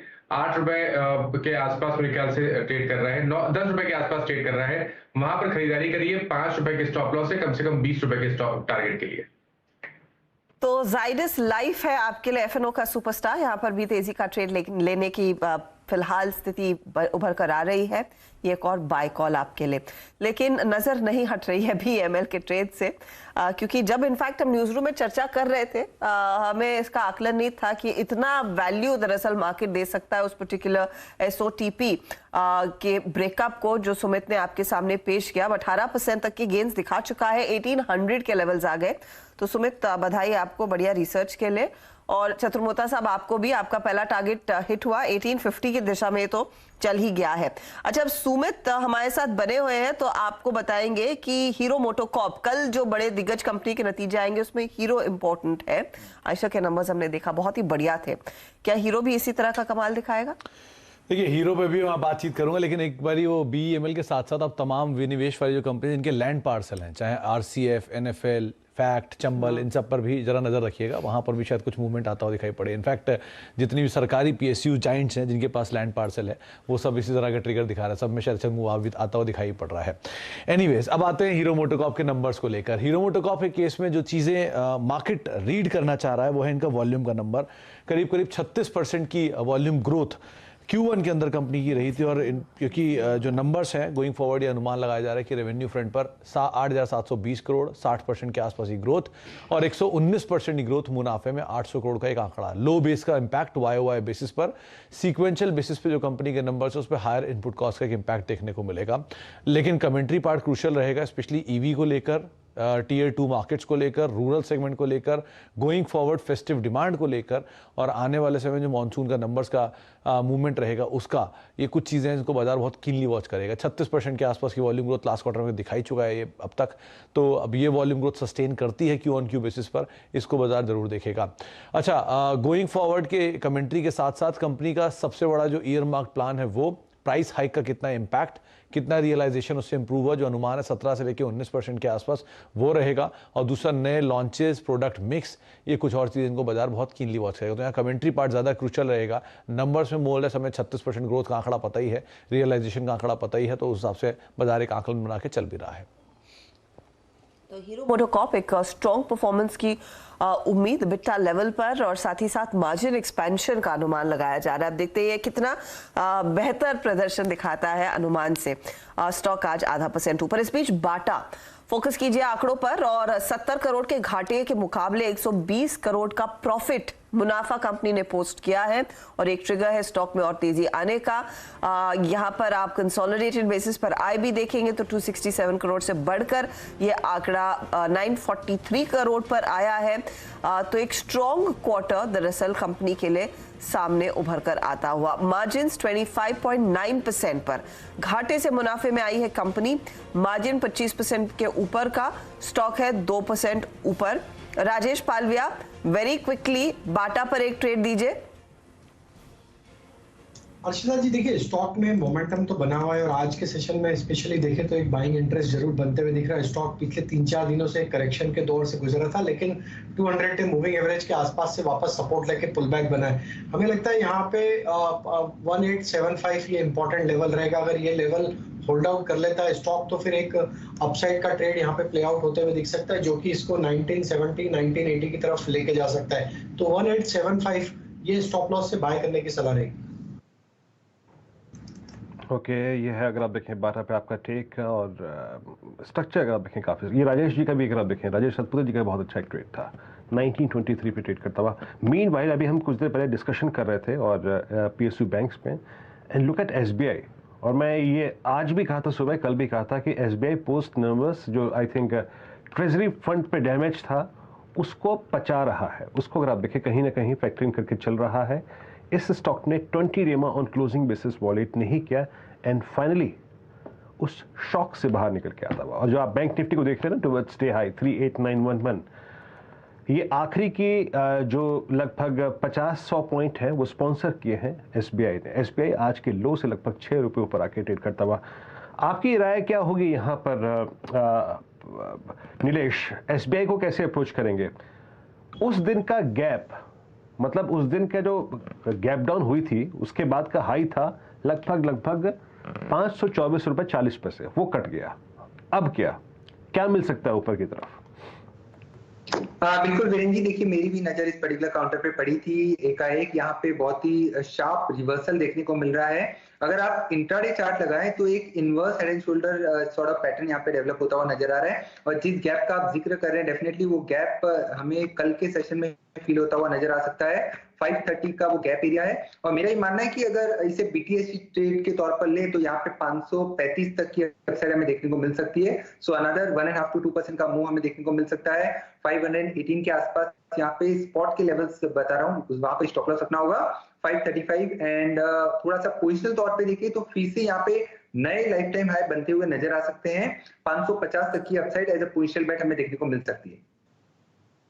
ट्रेड SBI में एक तगड़ा कॉल बन रहा है। देखिए इस महीने और क्या अगस्त 11 तारीख को हम बैठे हैं, करीब 12% 15% तक के रिटर्न्स दे दिए हैं और यहाँ से आगे और रुझान तेजी का बनता हुआ दिखाई देगा। अच्छा नीलेश, BTST STBT जिस तरह का माहौल है मार्केट में, आज का मोमेंटम, और मैं इनफैक्ट डाउ फ्यूचर्स पर नजर डाल रही थी तो लास्ट जब मैंने चेक किया था डाउ फ्यूचर्स करीब 90 पॉइंट ऊपर था। 106 अंकों से ज्यादा की बढ़त देखने को मिल रही है। तो ये ट्रेंड खरीदारी का जारी रहने के सिग्नल्स तो एटलीस्ट डाउ का फ्यूचर्स दिखा रहा है। अब तेजी की तरफ ही बैठेंगे ना? यहाँ पे स्वाभाविक होगा क्योंकि जिस हिसाब से निचले स्तरों से आप रिकवरी देख रहे थे कि निफ्टी इंडेक्स में अगर आप देखें तो बहुत ही शानदार रिकवरी हमें निचले स्तरों से देखने को मिल रही है और यही पैटर्न रहा है पिछले 8 से 10 ट्रेडिंग सेशन का।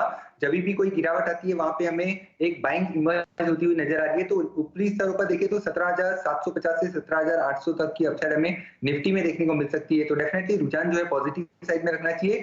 फोकस में होना चाहिए बैंकिंग स्पेस, चाहे वो PSU बैंकिंग हो चाहे वो प्राइवेट सेक्टर बैंकिंग स्पेस हो। क्या होगा BTST में? ट्रेड पसंद आ रहा है वो है ABFRL। Aditya Birla fashion retail, यहाँ पे एक कंसोलिडेशन का बहुत ही बेहतरीन ब्रेकआउट हमें देखने को मिला है। और जो अच्छी बात ये रही है कि ये ब्रेकआउट के ऊपर सस्टेन कर रहा है और क्लोजिंग बेसिस पे 290 के आसपास की क्लोजिंग एक अच्छी क्लोजिंग मानी जाएगी। ऊपरी स्तरों पर 300 तक की अपसाइड हमें यहाँ पे देखने को मिल सकती है। 285 का स्टॉप लॉस होगा। ये एक हैट्रिक हो गई अब आपके कॉल को जोड़ने के बाद। ABFRL पर मानस ने सबसे पहले दिया था 290 का टारगेट, फिर Aditya Birla fashion and retail पर चतुर्मोता साहब ने भी राय दी और अब आप कह रहे हैं यहाँ पर तेजी। तो तेजी की हैट्रिक बनती हुई ABFRL में। इनफैक्ट बाकी जानकारों को भी आई एम श्योर पसंद होगा ये ट्रेड। मानस बताइए अब आपका BTST ट्रेड क्या है? देखिए अर्षिता, जो BTST ट्रेड है वो REC रहेगा और REC में एक फ्लैग पैटर्न का ब्रेकआउट देखने को मिला है। करीब 5-6 दिनों के कंसोलिडेशन के बाद हमने एक प्राइस ब्रेकआउट देखा है। आई थिंक वॉल्यूम भी पिछले अगर आप 1 घंटे में देखेंगे तो काफी बेहतर हुआ है। तो REC में खरीदारी करिए 133 के स्टॉप लॉस, 140 के टारगेट के लिए। 135 का कॉल ऑप्शन भी ले सकते हैं। 3 रुपए का ट्रेड हो रहा है, 2 रुपए का स्टॉप लॉस लगा के यहाँ पर आप 5 रुपए के टारगेट सेट कर सकते हैं। REC आपकी स्क्रीन पे डूइंग वेल 135.40 पर और इसकी कॉल ऑप्शन जो है 135 की आप वो भी ले सकते हैं। अच्छा ट्रेड पकड़ा यहाँ पर मानस ने। राजेश पालविया जी आप क्या कैरी करेंगे फ्राइडे मॉर्निंग के लिए? वीरेन जी मैं यहाँ पे मुथ्थू फाइनेंस के साथ जाना चाहूंगा। स्टॉक में जिस तरीके से मोमेंटम बन रही है, आप स्लोपिंग चैनल में ट्रेवल करते हुए दिख रहा है। आज का जो मूवमेंट बना है ये अपने 100 डे मूविंग एवरेज को क्रॉस करके उसके ऊपर सस्टेन कर रहा है। तो हमें लगता है मुथ्थू फाइनेंस को यहाँ पे बाय किया जा सकता है। BTST पॉइंट ऑफ व्यू से अपसाइड के टारगेट हम एक्सपेक्ट कर रहे हैं, इसमें आना चाहिए 1210 से लेके 1220 तक के। स्टॉप लॉस रखेंगे हम करीब 1165 का। मुथूट फाइनेंस 1170 पे अच्छी स्ट्रेंथ बाय करके ले जाएंगे राजेश पालवे जी। आशीष चतुर्मोता जी आप क्या कैरी करेंगे फ्राइडे मॉर्निंग के लिए? बिल्कुल, थोड़ा रिपीटेटिव हो जाएगा वीरेंद्र, पर मैं अपने कन्विक्शन बेट आज ABFRL को ही रखूंगा क्योंकि मेरा जो ट्रेड है और थिंकिंग है कि ये स्टॉक कम से कम 10% की तेजी आपको शायद 2 से 3 हफ्तों में भी दिखा सकता है क्योंकि ये सेटअप बहुत लंबे समय बाद ABFRL में बना। और अगर से इसके वीकली चार्ट को आप देखें तो यहाँ पर पे जो लास्ट 2 वीक्स है उसके अंदर जो वॉल्यूम हुआ है वो करीब 1.5 करोड़ का वॉल्यूम एवरेज वीकली बेसिस पर हुआ है, जो कि काफी सिग्निफिकेंट है। तो मेरे हिसाब से हमने इसकी बात जब भी की, अब मैं BTST के लिए समझता हूँ 300 रुपए की अपसाइड देखने को नजर आ सकती है। 288 के स्टॉप से इसको BTST के लिए कैरी करना चाहिए, बट मेरा मानना है 1 महीने के अंदर ये स्टॉक 10% की तेजी भी आपको दिखा सकता है। मिले सुर मेरा तुम्हारा तो सुर बने हमारा। आदित्य बिरला फैशन का जोर हर तरफ है, सबका conviction call Aditya Birla fashion है। 10% का अगर आप देखें कन्विक्शन स्विंग, आशीष बिलीव करते हैं कि उनको मिल जाएगा, सभी बिलीव करते हैं इनफैक्ट। प्रकाश सर आपका कॉल? हाँ मेरा कॉल है इसको आई थिंक लुपिन में तेजी नजर आती है और काफी हद तक अच्छा मोमेंटम है। ट्रेड करा है 688 पर, स्टॉप लगाइए 680 का, टारगेट 700 लुपिन। जी लुपिन, मेरे को 2 बजे के आसपास फार्मा में अच्छा कन्विक्शन नजर आ रहा था। ग्लेनमार्क में अच्छा मूव आया। लुपिन एक क्लियर कट अगर आप देखें चार्ट कहते हैं emerging out of the base 100 EMA के ऊपर आके क्लोज होता हुआ, अच्छे वॉल्यूम्स, पॉजिटिव क्रॉसओवर्स, हर चीज़ है यहाँ पर। एंड स्पेशली याद रखिएगा निफ्टी फार्मा इंडेक्स लेके आइए प्लीज़ एक बार, फिर शर्मिला जी के पास चलते हैं। निफ्टी फार्मा करीब यस 13,015 पे आज ये स्ट्राइक करा है, क्लोज नहीं हुआ है बट स्ट्राइक करा है विद ग्रीन कैंडल अपने 200 डे एक्सपोनेंशियल मूविंग एवरेज को पोस्ट 4 मई इसी साल के। शर्मिला जी बताइए आप अपॉर्चुनिटी तलाशते हुए क्या ग्रैब कर रही हैं और कल के लिए क्या कैरी करेंगे?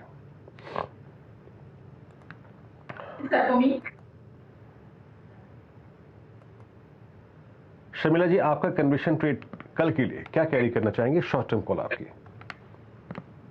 अच्छा, शॉर्ट टर्म तो मेरा कोई कॉल नहीं है, लेकिन जैसे कि मैंने पहले ही कहा कि IRCTC काफी पसंद आ रहा है बिकॉज आई थिंक कि नतीजे बहुत अच्छे रहे और क्योंकि अभी जो उनके जो बादल थे वो सब हट रहे, तो मेरे हिसाब से टूरिज्म के हिसाब से बहुत अच्छा साल रहेगा ये और this could be one of the best possible years for IRCTC।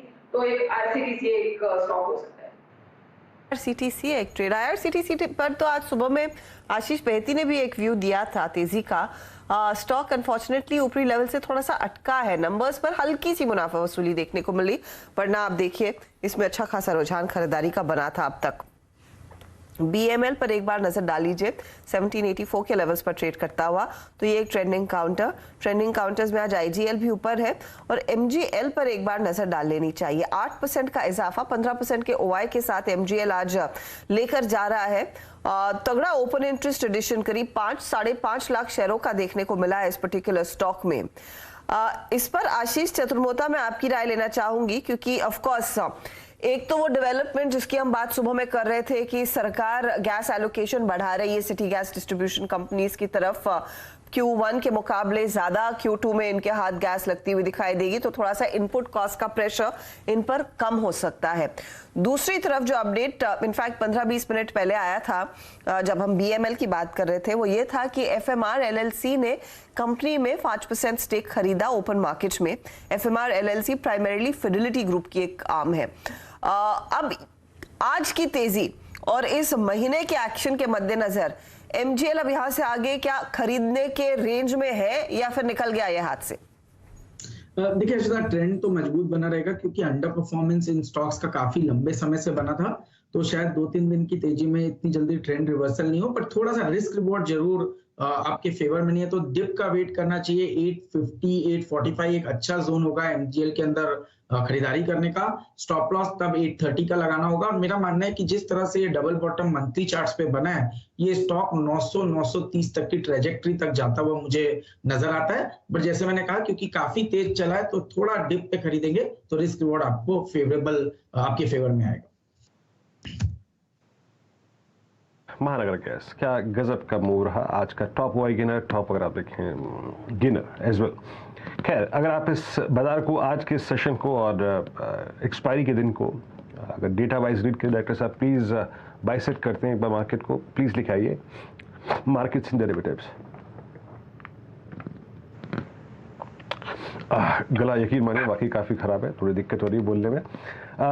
Top OI gainers में इंडेक्स याद रखिएगा लॉन्ग साइड पे, और ऑयल गैस स्पेस में, उसके बाद अगर आप देखें बैंकिंग में, कैपिटल गुड्स में और टेक्सटाइल, ये अगर आप देखें कुछ सेक्टर्स है जिन्होंने टॉप लॉन्ग OI गेन किया। पूरे मार्केट का डेटा लेके आइए। आज की इस आई थिंक एक्सपायरी के दिन जब 119 पॉइंट का गेन था, और जानते हैं अच्छी बात क्या थी कि ये जो गेनर्स का आंकड़ा था, लॉन्ग्स का आंकड़ा था, ये अंतिम पड़ाव तक कायम रहा। That's good. यानी करीब करीब समझ लीजिएगा कि 107-31 मोटा मोटी अगर आप देखें तो 140 एडवांसेस थे विद लॉन्ग्स एंड शॉर्ट स्क्यूज। महानगर गैस, IGL, AB फैशन और जायडस लाइफ, पिरामिड एंटरप्राइजेस यहाँ पे लॉन्ग क्रिएट हुए, शॉर्ट कवर हुआ आज के मिनट्स में। पोस्ट अर्निंग एक डिप आया था, लेकिन आज काउंटर फिर खड़ा हुआ। इब्का लैब, फार्मा स्पेस में याद रखिएगा अंतिम पड़ाव में काफी स्ट्रॉन्ग बैंक थी। ल्यूपिन मिड कैप IT में first source, Aditya Birla capital, इन काउंटर्स ने आज अगर आप देखें तो आज अपने OI में खड़े शॉर्ट कॉन्ट्रैक्ट्स को घटते हुए देखा। फिर आते हैं शॉर्ट बिल्डअप कहाँ पे था, लॉन्ग अनवाइंडिंग कहाँ पे हुई थी। इस क्रम में याद रखिएगा जहाँ पे शॉर्ट बिल्डअप हुआ वो था Abbott, PVR, Tata consumer products, GNFC और अपोलो हॉस्पिटल्स। लॉन्ग अनवाइंडिंग हुई यहाँ पे NTPC में, मेट्रोपोलिस हेल्थ केयर में, कोरमंडल में जिसने कल अपना ऑल टाइम हाई क्रिएट किया था, आरती इंडस्ट्रीज में और हिंदुस्तान कॉपर में। अगर मैं कोरमंडल में जिसने कल अपना ऑल टाइम हाई क्रिएट किया था, आरती इंडस्ट्रीज में और हिंदुस्तान कॉपर में। अगर मैं टॉप OI गिनर इंडेक्स देखिए 9.6, काफी सब्सटेंशियल OI अपने साथ ले गया है। सेकंड टॉप OI गिनर था ऑयल एंड गैस स्पेस, इसमें नहीं sorry second top OI gainer space था आपका फार्मा स्पेस, इसमें 11.7% बिल्डअप हुआ था ग्लेनमार्क फार्मा में, जिस बात का जिक्र आपसे कुछ देर पहले कर रहा था जब राजेश पालवी जी से हमने टेक चेक लिया था। ऑयल गैस स्पेस में गुजरात गैस 19%, MGL 15%, गेल में शॉर्टिंग हुई है और GSPL में आप देखें 4.7% का वेरिएशन। तो बिल्कुल ऑयल गैस स्पेस अगर आप देखें सबसे स्ट्रॉन्ग लॉन्ग लेके गया। इंफ्रास्ट्रक्चर में शॉर्टिंग हुई, मीडिया में शॉर्टिंग हुई, मेटल्स में शॉर्टिंग हुई और बैंकिंग में लॉन्ग क्रिएट हुआ, सब्सटेंशियल लॉन्ग क्रिएट हुआ। और यहाँ पे टॉप OI गिनर था याद रखिएगा axis bank, ICICI bank. ICICI bank ये इसके करियर का अब तक का सर्वोच्च क्लोज हुआ। इससे पहले जो मेरे ख्याल से अक्टूबर 2021 का हाई था 861 रुपए का, इट वॉज इंटरडे हाई, उसको भी बाइसेक्ट कर गया आज स्टॉक का।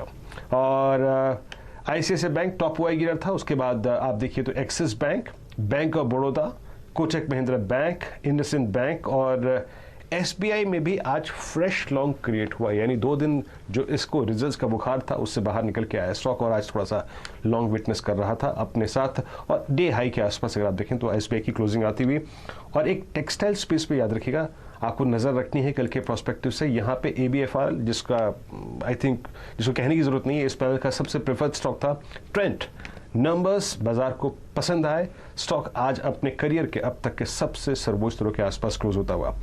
ट्रेंट पे राजेश मालविया जी, अब logically this I mean rounding bottom, अब मुझे थोड़ा सा पिछले पॉइंट से और इस दौर के बेस से अपना टारगेट को विड्रॉ करना, डिटरमाइन करना पड़ेगा। आपको लगता है क्या लॉजिकल टारगेट क्या बैठता है अब ऊपर की तरफ इसका? तो गिरीन जी देखिए, आज फर्स्ट डे है जहाँ पे ये अब अपना ये फॉर्मेशन कंप्लीट करके उसको ब्रेकआउट करते हुए दिख रहा है। हमें लगता है अब यहाँ पे 1300 रुपए के ऊपर अब ये स्टॉक सस्टेन रहेगा। तो नेक्स्ट टारगेट जो इसका positionally short to medium term perspective से बनना चाहिए, वो बनना चाहिए करीब 1550 से 1600 तक का। लेकिन it will take time, but हमें लग रहा है कि जो फॉर्मेशन कंप्लीट हुआ इसके टारगेट के हिसाब से तो हमें 1550-1600 तक के अपसाइड पोजिशनली इसमें आते हुए दिख सकती है। यहाँ पे अभी ट्रेडिंग पॉइंट ऑफ व्यू से अगर छोटे टाइम फ्रेम पे हम यहाँ पे अगर इसका टारगेट देखें तो यहाँ पे 1310-1320 के स्टॉप लॉस से पोजीशन कैरी की जा सकती है, और इमीडिएट टारगेट जो आना चाहिए वो 1400 तक के टारगेट इसमें आते हुए दिख सकते हैं। बट पोजिशनली हम 1550-1600 तक के अपसाइड के लिए इसको जरूर यहाँ पे आप फोकस पर रखेंगे स्टॉक। अच्छा, मैं एक स्टॉक और मार्क करता भूल गया। माना जरा PEL को देखिएगा 1904 पे। अभी सडनली अगर आप देख रहे हैं जब फार्मा के OIS की तरफ से गुजर रहा था तो PEL में आज सब्सटेंशियल लॉन्ग क्रिएट हुआ है। I mean 3.7%, I think it's third highest, और सेकेंड लॉन्ग साइड पे सेकेंड हाईएस्ट। आपका व्यू क्या आता है यहाँ पे इस स्टॉक पे? ये एक अच्छा क्लोज है, आई मीन 100 EMA के ऊपर 1020 का पॉजिटिव क्रॉसओवर, और अच्छी बात यह है कि आज इसने मतलब मई, जून, जुलाई, अगस्त की सीरीज के हाईएस्ट क्लस्टर पे क्लोज दिया है।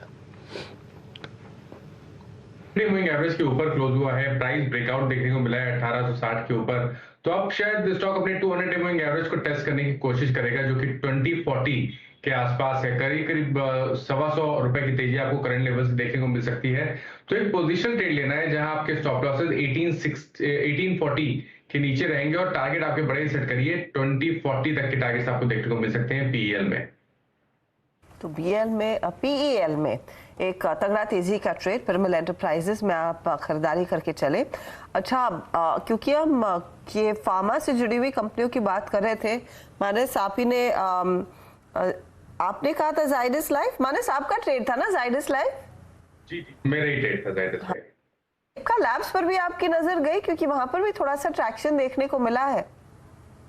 देखिए, इफ्का में अभी अगर आपको कुछ हफ्ते पहले याद हो तो एक बहुत ही स्मार्ट रैली देखने को मिली थी। 880 से लेकर स्टॉक 1000 तक चला था। उसके बाद हम काफी समय से, काफी वीक से कंसोलिडेशन देख रहे हैं, लेकिन अब ऐसा लग रहा है कि कंसोलिडेशन के बाहर निकलने की स्टॉक कोशिश करेगा। तो ये 1030 के ऊपर निकलेगा तब आपको टारगेट बड़े सेट करने हैं 1080 के, और मेरे हिसाब से तो अभी भी चांस लेना चाहिए। करंट लेवल्स पे खरीदारी करिए, 20 मूविंग एवरेज के नीचे आपको स्टॉप लॉस रखना है, 990 के नीचे स्टॉप लॉस रखिए, और टारगेट 1070 से 1080 सेट करिए।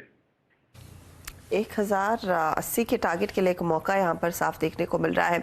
अच्छा, आज बजाज फाइनेंस की हमने बात नहीं की, लेकिन वो भी 2.5% ऊपर है। दिग्गजों में इसका भी अच्छा खासा योगदान रहा है।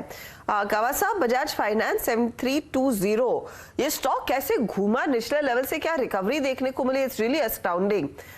बताइए साहब, आगे क्या 8000 की तरफ बढ़ रहा है या समय लगेगा?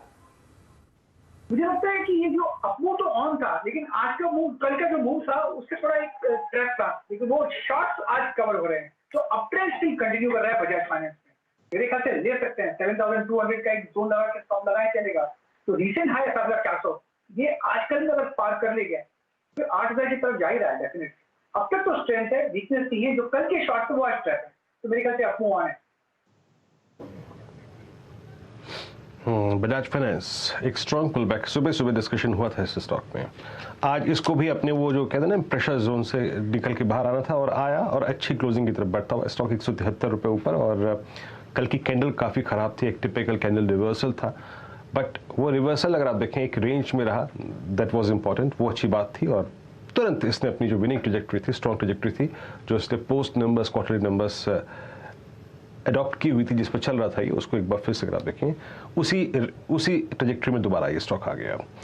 अब हम क्लोजिंग की तरफ बढ़ रहे हैं, एक दो स्टॉक्स और मार्क कर देता हूं यहाँ पे। SBI कार्ड्स आज का बहुत प्रॉमिसिंग क्लोज की तरफ बढ़ता हुआ 944 इस दौर के हाईएस्ट क्लस्टर पे आके क्लोज होता हुआ। इंट्राडे में इस दौर में गया है ये 945 तक, 946 तक, लेकिन ये क्लोज इस लेवल पे अगर आप देखें पहली बार ऐसी जोन में आ रहा है।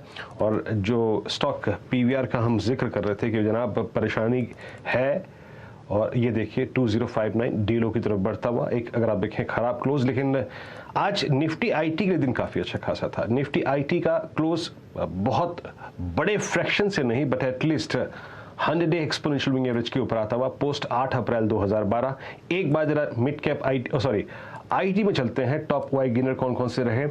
IT टेक्नोलॉजी 2.1% OI एडिशन, इसमें बेस्ट था 7.8 बिरला सॉफ्ट, कोफोर्ज 3.6%, इंटेलेक्ट लगभग 5.4, परसिस्टेंट 3.7, LTTS 4.1, MCX 3.1। तो ये क्लियरली विजिबल है कि buying interest, long OI addition वो विजिबल थे, वो देखने को मिले सिर्फ मिड कैप IT में। यही ट्रेंड आज से जब पिछला स्विंग आया था ना, जब हमने 20 डेमा को बाइसेक्ट किया था, जब हमने 50 डेमा को बाइसेक्ट किया था, उस वक्त भी ट्रेंड यही था। लार्ज कैप IT नहीं, मिड कैप IT अपनी तरफ ज्यादा OI खींच रहा था। खैर, but it's a close above 100 exponential moving average Nifty IT। Nifty pharma का जिक्र मैं कर ही चुका हूं कि close above 200 day exponential moving average और at 200 day exponential moving average. और एक स्पेस और जिसका जिक्र करना चाहिए, पावर स्पेस। आज यहाँ पे थोड़ा सा शॉर्ट कवर हुआ, और यहाँ पे जो शॉर्ट कवर हुआ, जो मेन शॉर्ट कवर हुआ वो था टोरेंट पावर में। लगभग स्टॉक आज 555 पे 2.5% की तेजी लेकर बंद हुआ। टाटा पावर में भी याद रखिएगा आज थोड़ी बहुत लॉन्ग बिल्डअप हुई, लेकिन it was Torrent power. Pharma ने जनाब टोरेंट पावर, जिसमें आज स्ट्रेंथ देखने को मिली थी, और काफी अच्छे खासे क्लोज की तरफ हम इस स्टॉक में बढ़ रहे हैं।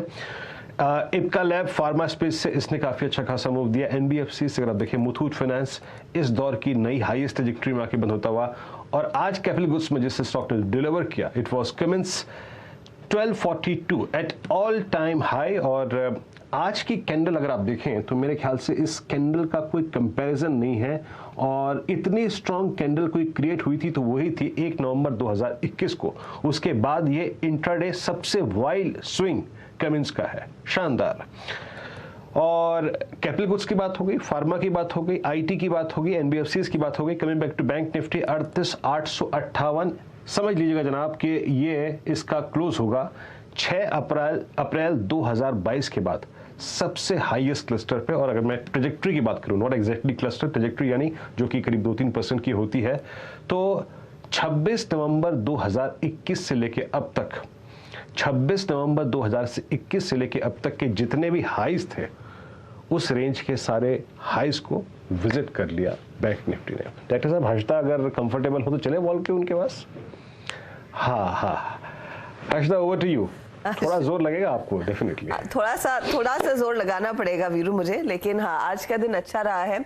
17,645 के लेवल्स पर आज करीब 100 पॉइंट के गेन्स, इनफैक्ट 17,719 के स्तरों तक पहुंचे हम, वहां पर थोड़ा सा विराम लिया, लेकिन कल का दिन भी बाकी है। और कल एक वीकेंड सेशन में हम उतर रहे हैं और लॉन्ग वीकेंड वाला सेशन रहेगा, उसकी तैयारी भी आपकी होनी चाहिए। निफ्टी बैंक जैसे वीरू मेंशन कर रहे थे, आज का आउट परफॉर्मेंस 550 अंकों की बढ़त। PSU बैंकों में अच्छी खासी तेजी देखने को मिली, लेकिन निफ्टी IT देखिए, निफ्टी IT में एक बहुत बड़ा मूव देखने को मिला है, 500 अंकों तक का इजाफा। और खूबसूरती इस मूव की ये है कि दिग्गजों ने साथ दिया है इस निफ्टी IT के मूव में, चाहे वो TCS हो, टेक महिंद्रा हो, विप्रो हो, सारे तेजी वाले का। मिड कैप साइड पर भी हमने देखा अच्छी खासी तेजी बनती दिखाई दी। आखिरी 45 सेकंड में अब देख लेते हैं कि हमारा हीट मैप क्या इंडिकेट कर रहा है। आज तेजी की तरफ क्लियरली स्क्रीन फेवर कर रही है, तो तेजी में एक्सिस बैंक, एक्सिस के साथ साथ आप देखिए बजाज फाइनेंस जिस पर हम राय ले रहे थे 7,310 पर टिकता हुआ, इंडसइंड बैंक 1.5% ऊपर, तो स्टेट बैंक ऑफ इंडिया में 2% के गेन्स, ICICI कोटक जैसे ट्रेड, HDFC बैंक जैसे ट्रेड्स। और ये इनफैक्ट काफी दिनों बाद हमने देखा है कि कोटक ने निफ्टी बैंक की रैली में एक अच्छा खासा भाग लिया है, पार्टिसिपेट किया है। दूसरी तरफ जो हम मेंशन कर रहे थे टेक्नोलॉजी काउंटर्स, टेक महिंद्रा 2% के गेन्स, विप्रो में 2% की तेजी, और TCS भी इसी तरह का मूव दिखाने में कामयाब।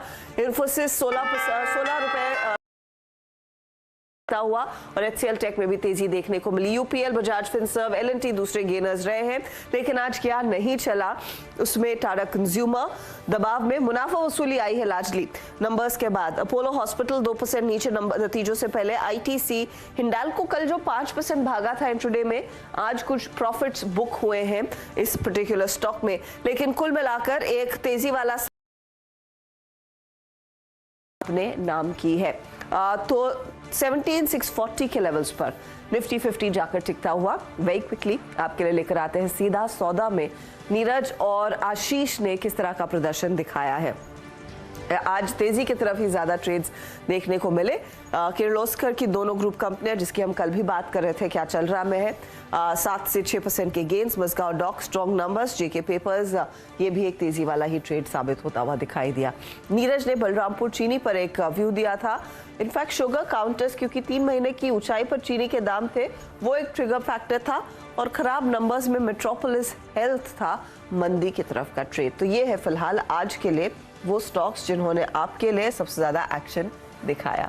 चलिए इसी के साथ वीरू और मैं लेंगे आपसे इजाजत। कल सुबह आपसे मुलाकात होगी 7 बजे ठीक, लेकिन खबरों का सिलसिला जारी रहेगा। बने रहे CNBC आवाज के साथ।